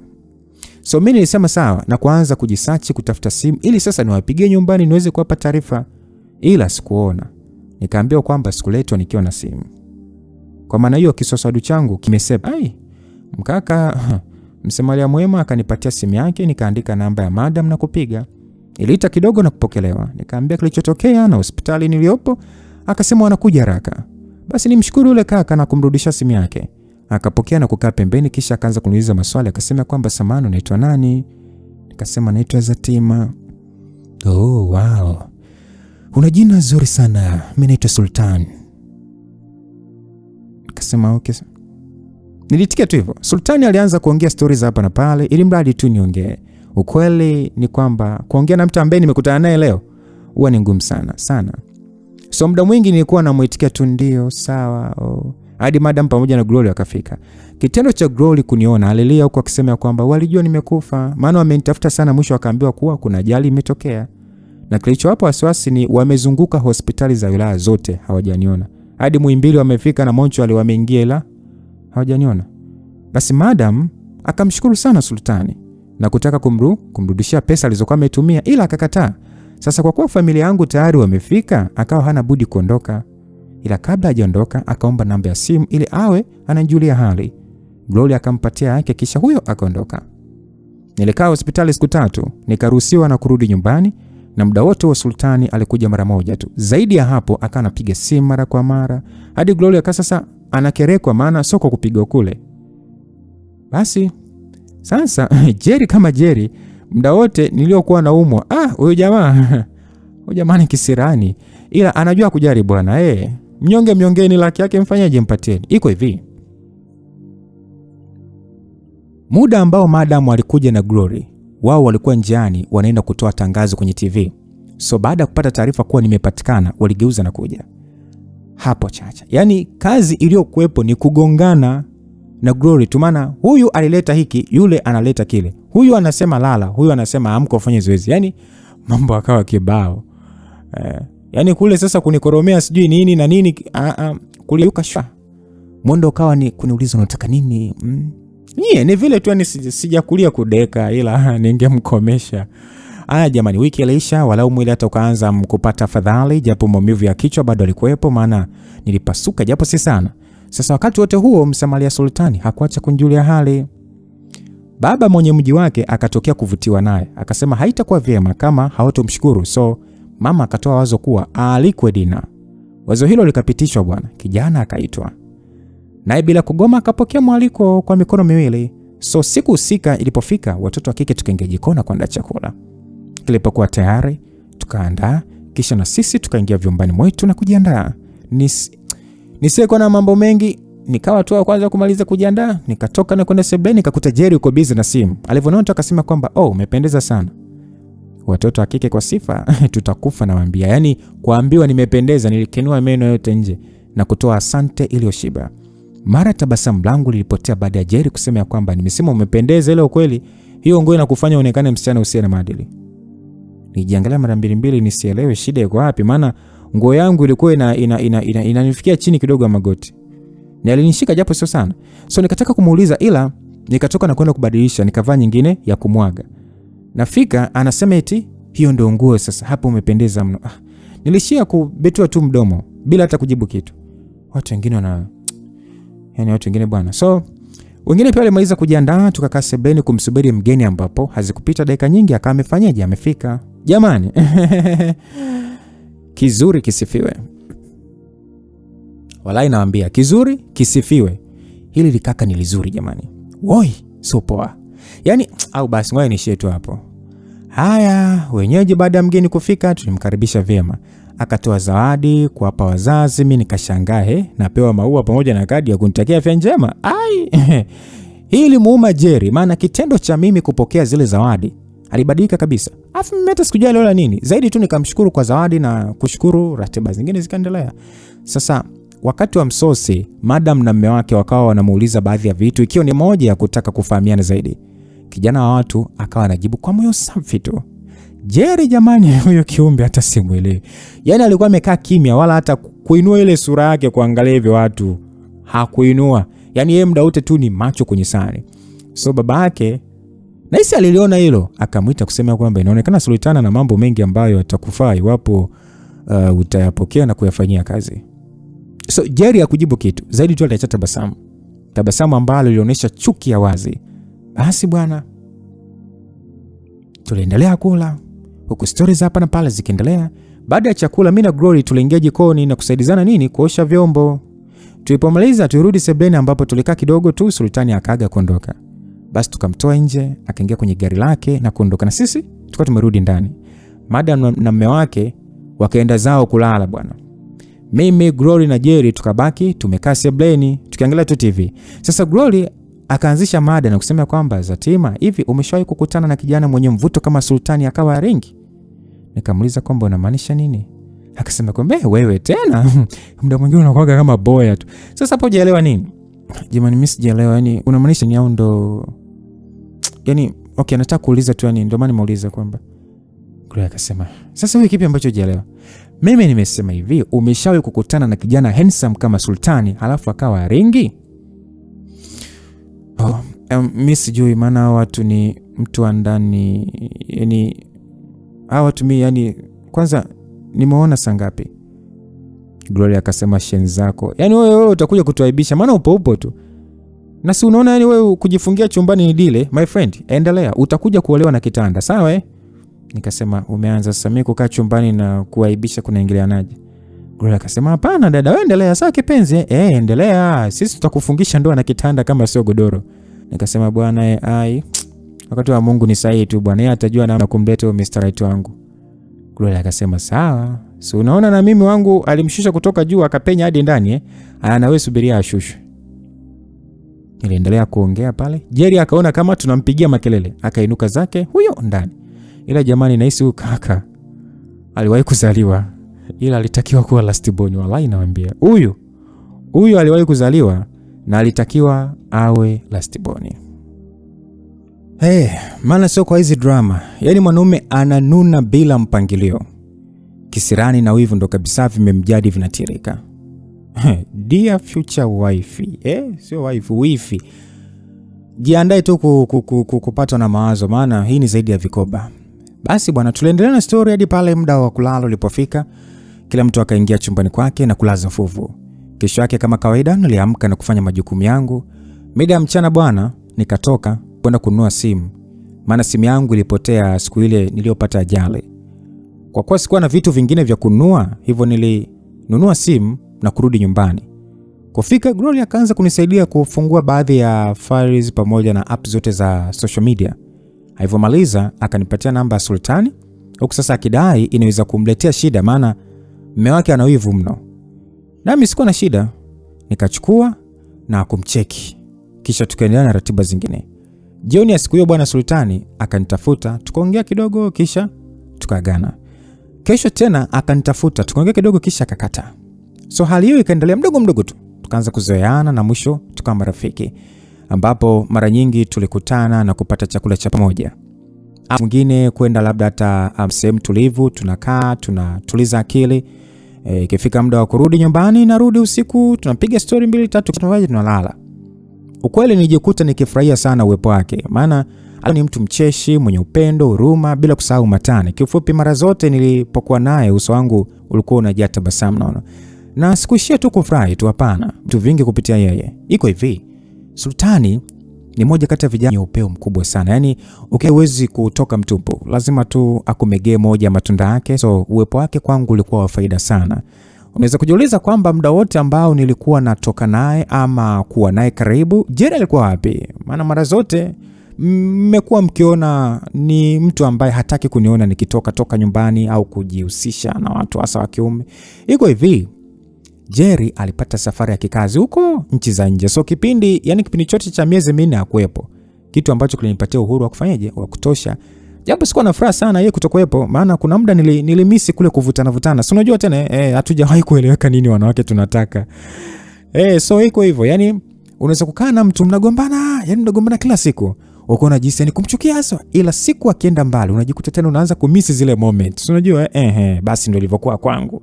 Na kuna muda alikuwa ananitumia message sijibu, ila nikikaa kwa muda mrefu najibu tena, yani tena ile kujibu penyewe ni kwa mkato.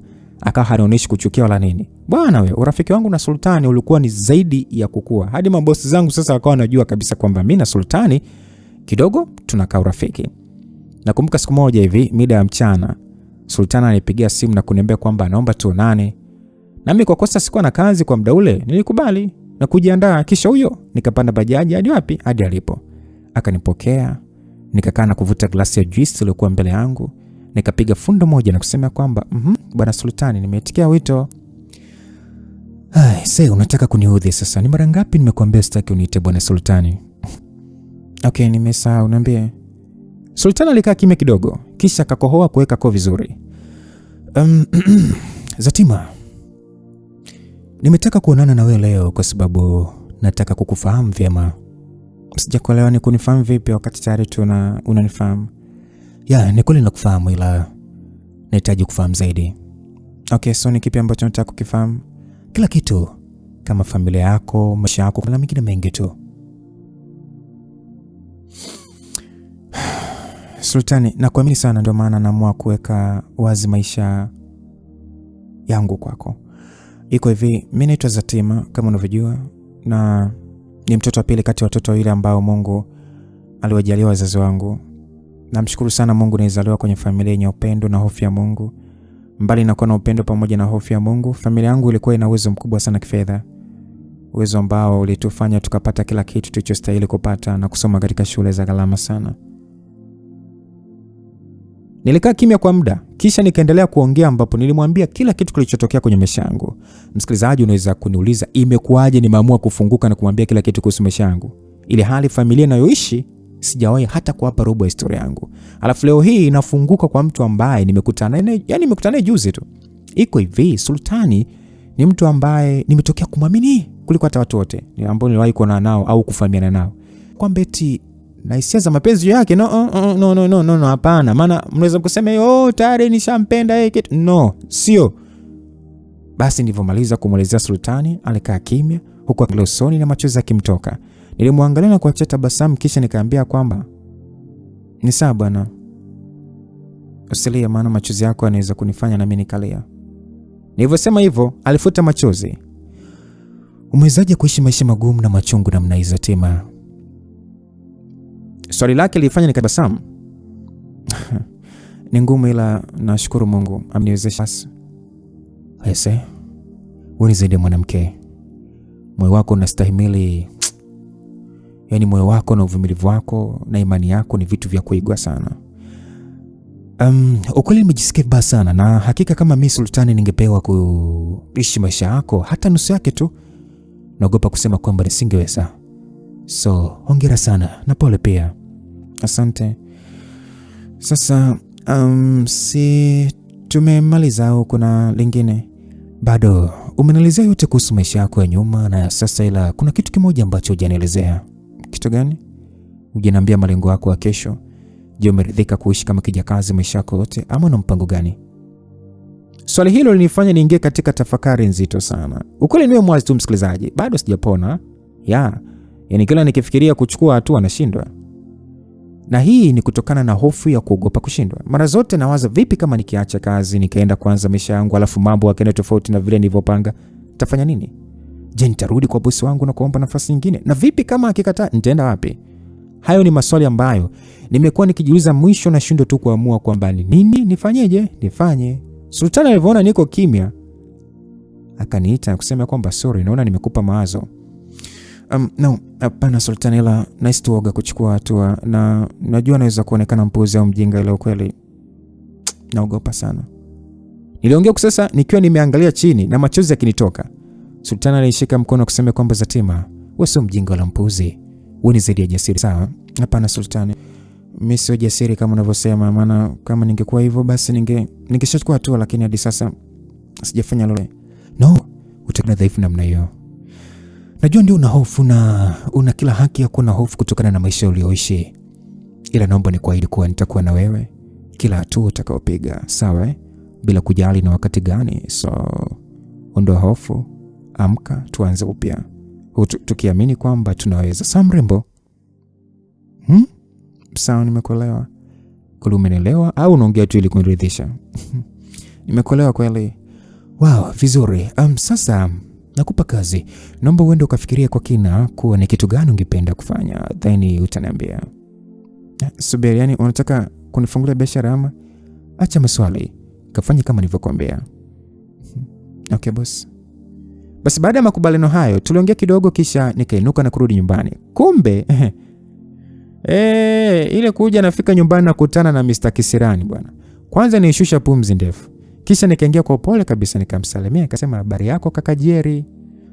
Mwamba aliniangalia kwa sekunde kama vile anatafuta jibu la kunipa, kisha akasema kwamba habari ni nzuri. Naona Mwarabu anafanya kazi yake vyema. Kumekucha. Msikilizaji, nisema kwamba kwa hiyo hutaki kujua kwanza sikuongea chochote. Yale niita ndo akasema kwamba kwa hiyo hutaki kujua nimefika saa ngapi? Na maisha yako alikuwaje, si ndio? Hasa nikujua umefika saa ngapi au ulikuwa huko ili iweje sasa? Mjitu mingine bwana. Basi nikasema msamani na kazi ndo maana. Niliongea sasa nikiwa naangalia pembeni. Nikaona anaamka na kunifuata nilipo na kusema kwamba Zatima, unanichukia?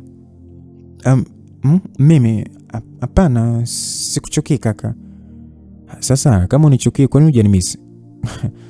Nikawaza kichwani kwamba nikumisi, kwani umekuwa mpenzi wangu au baba yangu? Nimekumisi. Vipi, unataka soda, juice au wine? Niliamua kuongea hivyo ili sasa kupotezea mada, lakini jamaa aligoma na kuniita. Nikamwitikia ndio kaka. Yeye akasema nimekumisi. Kwa hiyo toba, niropoka kwa sauti. Haraka nikamwambia samahani, namaanisha nimekumisi pia kaka. Hujaniambia nikuletee kinywaji gani? Jerry aliniangalia na kurudi kukaa, kisha akasema kwamba basi haina haja. Okay, vizuri. Enjoy hewa ya nyumbani. Baada ya kuongea hivyo nilitoka nduki chumbani kwangu. Kufika nikakuta mifuko mitatu ikiwa kitandani. Taratibu nikasogea kuangalia kwa juu. Mifuko ile miwili ilikuwa na nguo na moja ilikuwa na viatu, huku pembeni ukiwa na boksi la lilikuwa tu ni kama la kati hivi. Sasa nikaanza kwamba huyu atakuwa ni Jerry ukaniletea zawadi au Groli atakuwa ameviacha hapa. Niliongea na kutoka nikarudi sebuleni kumuuliza Jerry, nikasema samahani, Groli alikuja leo? Sasa mdau akiwa busy na simu yake akanijibu kwamba ni mimi niliziweka. Natumaini utazipenda wala hautanirudishia kama ulivyofanya kwenye reni. Nikasema okay, asante. Akasema karibu. Basi nilitoka na kurudi chumbani. Nikatoa vitu vyote kwenye mifuko na kuanza kuangalia kimoja kimoja. Nilikaa kitandani kiupole sana na kubaki nikiangalia zile zawadi. Akili yangu ilishindwa kuelewa kwa nini analetea zawadi nyingi namna hii, Tena sio nyingi tu bali ni za gharama sana, au ananipenda? Maana mimi nashindwa kuelewa, lakini hapana, yeye kuniletea zawadi haimaanishi kuwa ndo ananipenda. Yes, atakuwa anafanya hivyo kwa upendo tu. Ila vipi kama kweli ananipenda? Nitafanya nini? Je, nitakuwa tayari kuingia naye kwenye mahusiano? No, Zatima, acha kuwaza ujinga. Kumbuka wewe ni nani?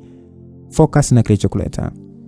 So nimeweza kuongea mwenyewe, nikainuka na kuingia jikoni kuandaa chakula.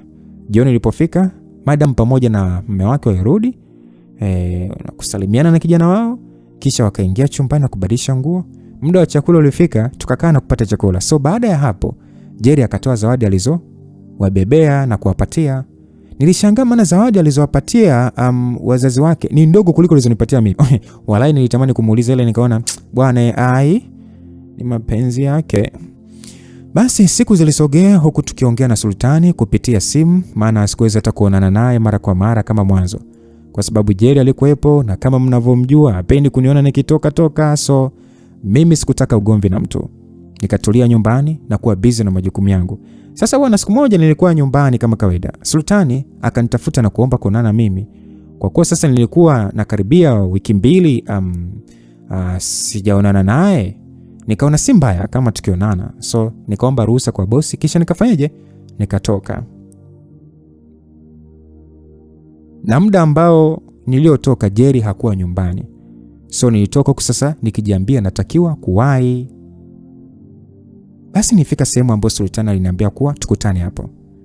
Nikamkuta tayari kashafika. Tukasalimiana pale, then nikamuuliza kwamba kijana, nimeitikia wito wako, kuna nini?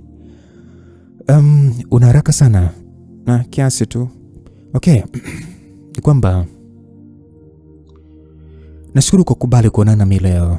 I miss you. Asante kwa kunimisi, lakini mbona kama uko sawa? Ya, siko sawa. Aliongea na kushusha pumzi, kisha akaendelea kuongea. Zatima, nimekufahamu kwa muda mfupi sana, na ndani ya huo muda mfupi umenifanya nijihisi mwenye bahati sana kuwa karibu yako. Hivi unajua kama ni mzuri sana? Najua, alafu achana mambo ya kusifiana, unanifanya nijihisi aibu. Niambie kuna nini? Kwa mara nyingine Sultan alishusha pumzi na ukaa kimya kama sekunde 30, kisha akasema nakupenda. Aliongea sasa kinaangalia usoni. Nikiwa kama binti mwenye masiara mengi nikaambia kwamba nakupenda pia. Sultan alitabasamu na kusema kwamba Zatima, namaanisha nakupenda. Najua, kwani mara ya kwanza wewe kusema unanipenda? No. So nakupenda pia. Ya, hii sio mara ya kwanza, ila ni mara ya kwanza kwa sababu mara zote nilizokuwa nikikwambia nilikuwa nikimaanisha upendo wa kawaida tu. Lakini kwa leo namaanisha mapenzi. Halo? Niliganda kumwangalia machoni kuona kama kweli anamaanisha au analeta matani. Maana kweli si mara ya kwanza mimi na yeye kuambiana nakupenda. Japo nakupenda hiyo haikuwa mapenzi, ila ni ya kirafiki. Sasa kulikoni leo atoe neno nakupenda huku akimaanisha kimapenzi? Huyo mpuuzi ananichora huyo. Bro, umefeli kama leo umekuja na mchezo ili unitege? Hapana, wewe jua tu umepoteza. Niliongea sasa nikicheka na kuchukua juisi nikapiga fundo moja na kumwangalia. Sultan alinishika mkono wangu na kuweka kifuani kwake. Na kwa sauti ya kumaanisha akasema kwamba Zatima, sifanyi mchezo, ila ninamaanisha ninachokisema, please be my woman. Sultan, naomba achana hizo mada sio nzuri. Sisi ni marafiki na unanijua hilo. Ya, naelewa, nafahamu kwamba mimi na wewe ni marafiki, lakini Zatima, moyo wangu umetokea kukupenda sana. Na nisamehe sana kama nitakuwa nimekosea. Ila huo ndio kweli. Nakupenda. Na nakuhitaji leo, kesho na hata milele. Nilibaki kimya wala hata sikuona neno la kuongea. Sultan alivyoona nimemkalia kimya akasema kwamba ni sawa. Usijiforce, ila nitaomba ufikirie then unipatie jibu. Na kabla kunipa jibu naomba nikwambie kingine kwamba ili wakati unatoa jibu tayari kubaliana mimi. Kama unavyojua kuwa niko hapa nchini kibiashara na nilitakiwa kuwepo hadi mwakani. Lakini bahati mbaya ni kuwa natakiwa kurudi nyumbani wiki 2 zijazo. Na ninavyorudi nyumbani sitarudi Tanzania leo wala kesho, kwa sababu kinachonipeleka kule ni kitu ambacho kinahitaji muda mwingi sana hadi ukamilika. So naomba kama utakuwa tayari kunipokea ndani ya moyo wako. Ningomba niondoke na wewe tukiwa tayari ni mke na mume, na maisha yetu yatakuwa kule hadi pale ambapo tutaamua kubadilisha baadhi ya mambo. Natumaini umenielewa na utafanya uamuzi wenye busara sana. Narudia tena, samahani kama nimekosea.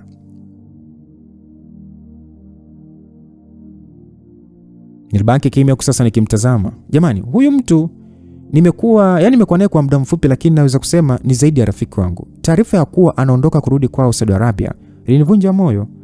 Maana nimemzoea na licha ya kumzoea amekuwa ni mtu wa karibu sana kwangu. So nilifika kwanza nilianza kufikiria sana, kisha nikamuuliza kwamba kwa hiyo umesema ukiondoka utarudi tena? Kurudi nitarudi, ila sio leo wala kesho. So kama sitakuwa tayari kwa wewe, maanisha kwamba sitakuona tena au hatutakuwa marafiki? Zatima, kabla mapenzi ulikuwa rafiki kwangu, na hata baada ya mapenzi utabaki kuwa rafiki kwangu. So uchukue maamuzi huku ukihofia kunipoteza. Mapenzi ni kitu cha thamani sana, so usiruhusu kutoa upendo wako pale ambapo haupendi kwa sababu tu huruma au kuogopa kupoteza rafiki. No, tunaweza kuendelea kuwa sisi hata bila mapenzi. Okay, sana, nitafikiria. Basi tuliachana na mada hiyo na kuongea mengine ambapo hatukuongea sana. Nikaaga kurudi nyumbani. So Sultani akalipa bili ya vinywaji tulivyokuwa tumetumia, kisha tukasimama ili kuondoka. Bila kutegemea ile nageuka tu nikakutana uso kwa uso na Jerry ambaye alikuwa na wenzake. Aiseni sio mwongo, nilihisi mapigo ya moyo yanaenda mbio. Kijasho chembamba kikanitoka. Na sijui kwa nini tu, ila nilihisi hofu sana. Basi Jerry akawaacha wenzake na kusogea karibu yetu na kusema kwamba Mr. Sultan, habari yako? Kwa uchangamfu hali ya juu Sultan akajibu, nzuri bwana Jerry, za siku nyingi. Ni nzuri tu, naona una enjoy kuwa karibu na mdogo wangu. Jerry aliongea hivyo sasa akiniangalia jicho ambalo lilitosha kuniambia kwamba leo nitajibu maswali. Sultan alitabasamu na kumwambia, na enjoy mno. Samani, naomba nimfikishe nyumbani chapo ili niweze kuendelea mizunguko ya siku. Aliongea hivyo na kunishika mkono ili kuondoka, ila Jerry akanishika mkono kusema kwamba haina hata haja wewe kumpeleka, nitaenda naye mimi. Sultan alitaka kuongea nikamzuia kwa kumkonyeza. kinyonge tu, akaniachia mkono na kuondoka. Sasa kitendo cha Sultani kuondoka tu, Jerry alinigeukia na kuniangalia kwa macho makali yaliyojaa hasira na kusema kwamba ulikuwa unafanya nini huko? Nilikuwa napata lunch na Sultani. Basi wewe unapata lunch? Aliongea na kumuita msaidizi wake, akamwambia akanseli kikao, kisha akanishika mkono na kunipeleka moja kwa moja kwenye gari. Tuliingia na kufunga mikanda, kisha akaondoka kwa muda mkali. Kwanza nilikuwa nimekaa kimya huko, sasa nikiwa nimeangalia nje na yeye hakuongea neno hadi pale tulipofika nyumbani. Alishuka na kuja upande wangu, akafungua na kunitoa mkuku hadi ndani. Ajabu, tulifika akafunga mlango na kunigeukia, kisha kuuliza kwamba Zatima, kwa nini usikii? Hivi ni mara ngapi wewe nimekukataza kutoka na wanaume Msikilizaji, huyu sasa naona anataka kufanya kama vile kanioa. Nilimsogelea karibu na kusema kwamba samahani, naomba nikuulize, wewe ni nani yangu yani? Hadi utake kunipangia nani nionane naye na nani sionane naye? Jerry akasema kwamba umesemaje wewe? Nadhani umenisikia, naomba nijibu. Maana inawezekana tu yani kila leo unanifanya yani ni kama unanifanya mambo ya kipuuzi namna hii, yani kama vile nimekuwa mtumwa wako. Mambo ya kipuuzi. Yani mimi kukulinda nao matapeli inaonekana kama upuuzi kwako, si ndio? Kunilinda. Sikumbuka kama nishawahi kukupa kazi ya kunilinda. Kwa nini unilinde? Yani kwamba mimi ni kichaa au sina akili za kujua mtu yupi ni mbaya na yupi ni mwema? Niliongea kwa ukali sana msikilizaji. Jerry akashusha sauti yake na kusema kwamba sina maana kwamba huna akili au huwezi kujilinda, ila Zatima hawajui wanaume hao watakuumiza na kucheza tu na maisha yako, so unapambana kuhakikisha unakuwa salama. Unapambana kuhakikisha nakuwa salama. Jerry, kundhalilisha na kuninyongonyesha huko kisia ndio kunipambania? Na kuuliza hivi, ambavyo unafanya hivi kila siku ndio kunilinda? Nijibu, kuniliza kila siku ndio kunilinda? Zatima please. Usiniambie nipunguza hasira. Hivi unajua ni kiasi gani nimekuwa nikijisikia vibaya kuona tu kintrate kama kitu kisichokuwa na thamani Au kwa sababu mimi nikija kazi basi yani sina uhuru wala haki ya kuongea na mtu yote, si ndio? Maana kama ni kulinda basi ungemlinda Judy, sio mimi. Msikilizaji, aliongea kwa uchungu sana huku machozi yakinitoka. Ni wazi nimechoshwa na matendo yake. Kwa nini anifanya nijihisi sitakiwi kuongea na watu? Eti kisa nalinda? Jerry alipoa na kuniambia kwa sauti pole tu kwamba nisamee sana kama nitakuwa nimefanya ujisi vibaya, ila sina maana mbaya Zatima. Hauna maana mbaya, ndio maana unafurahi unachofanya. Na tufanye, nitaondoka huko ndani ili nikuondolee kazi ya kunilinda. Bila shaka hiyo itakupa furaha. Niongea na kutaka kuondoka, ila aliniwahi na kunishika mkono. Cha ajabu, alipiga magoti huku machozi yakimtoka na kusema kwamba Zatima, I'm sorry. Najua nimekukwaza sana tu, ila nimefanya yote kwa sababu ya wivu wa mapenzi. Na niliamini kuwa nikikuweka mbali na wanaume wengine basi itanisaidia kukuweka karibu yangu zaidi, lakini bahati mbaya nimekuwa nikikufanya ujisikie vibaya. Subiri kwanza. Una maana gani kusema kwamba hivyo mapenzi? Yaani mapenzi gani? Ni hivyo muulize hivyo. Aliinuka na kusema kwamba mapenzi hayo unayojua wewe. Sawa, so hayo mapenzi yanahusiana na nini yani mimi hadi unifanyie visa namna hii? Jerry akasema maana yangu ni kwamba nakupenda na ndio maana mimi nimekuwa nikiona wivu kukuona ukiwa na wanaume wengine. Najua unaweza kuniona wa ajabu maana mimi sijata kukutamkia kuwa nakupenda, ila daima matendo yangu yamekuwa wazi kwamba nina hisia za mapenzi juu yako, ila kutoka deep down in my heart kwamba nakupenda na nakuhitaji leo, kesho na hata milele. Msikilizaji, ukisikia mtu anatokwa na jasho la meno ndio hii. Yaani nilibaki nimeganda kama sanamu. Maneno alioniambia Sultani yalizunguka kichwani na kunifanya nibaki nikijiuliza maswali. Nimpende nani? Kati ya Jerry ama Sultani, nimpende nani? Ndugu msikilizaji, kwa leo tumeshia hapa. Kwa tukutane sasa kwenye msimu mwingine wa story hii ya Zatima. Tufahamu sasa Zatima atampenda nani kati ya Jerry ama Sultani. Ndio tulikuwa nami Lucas Lumbas. God bless you till we meet again. Bye bye.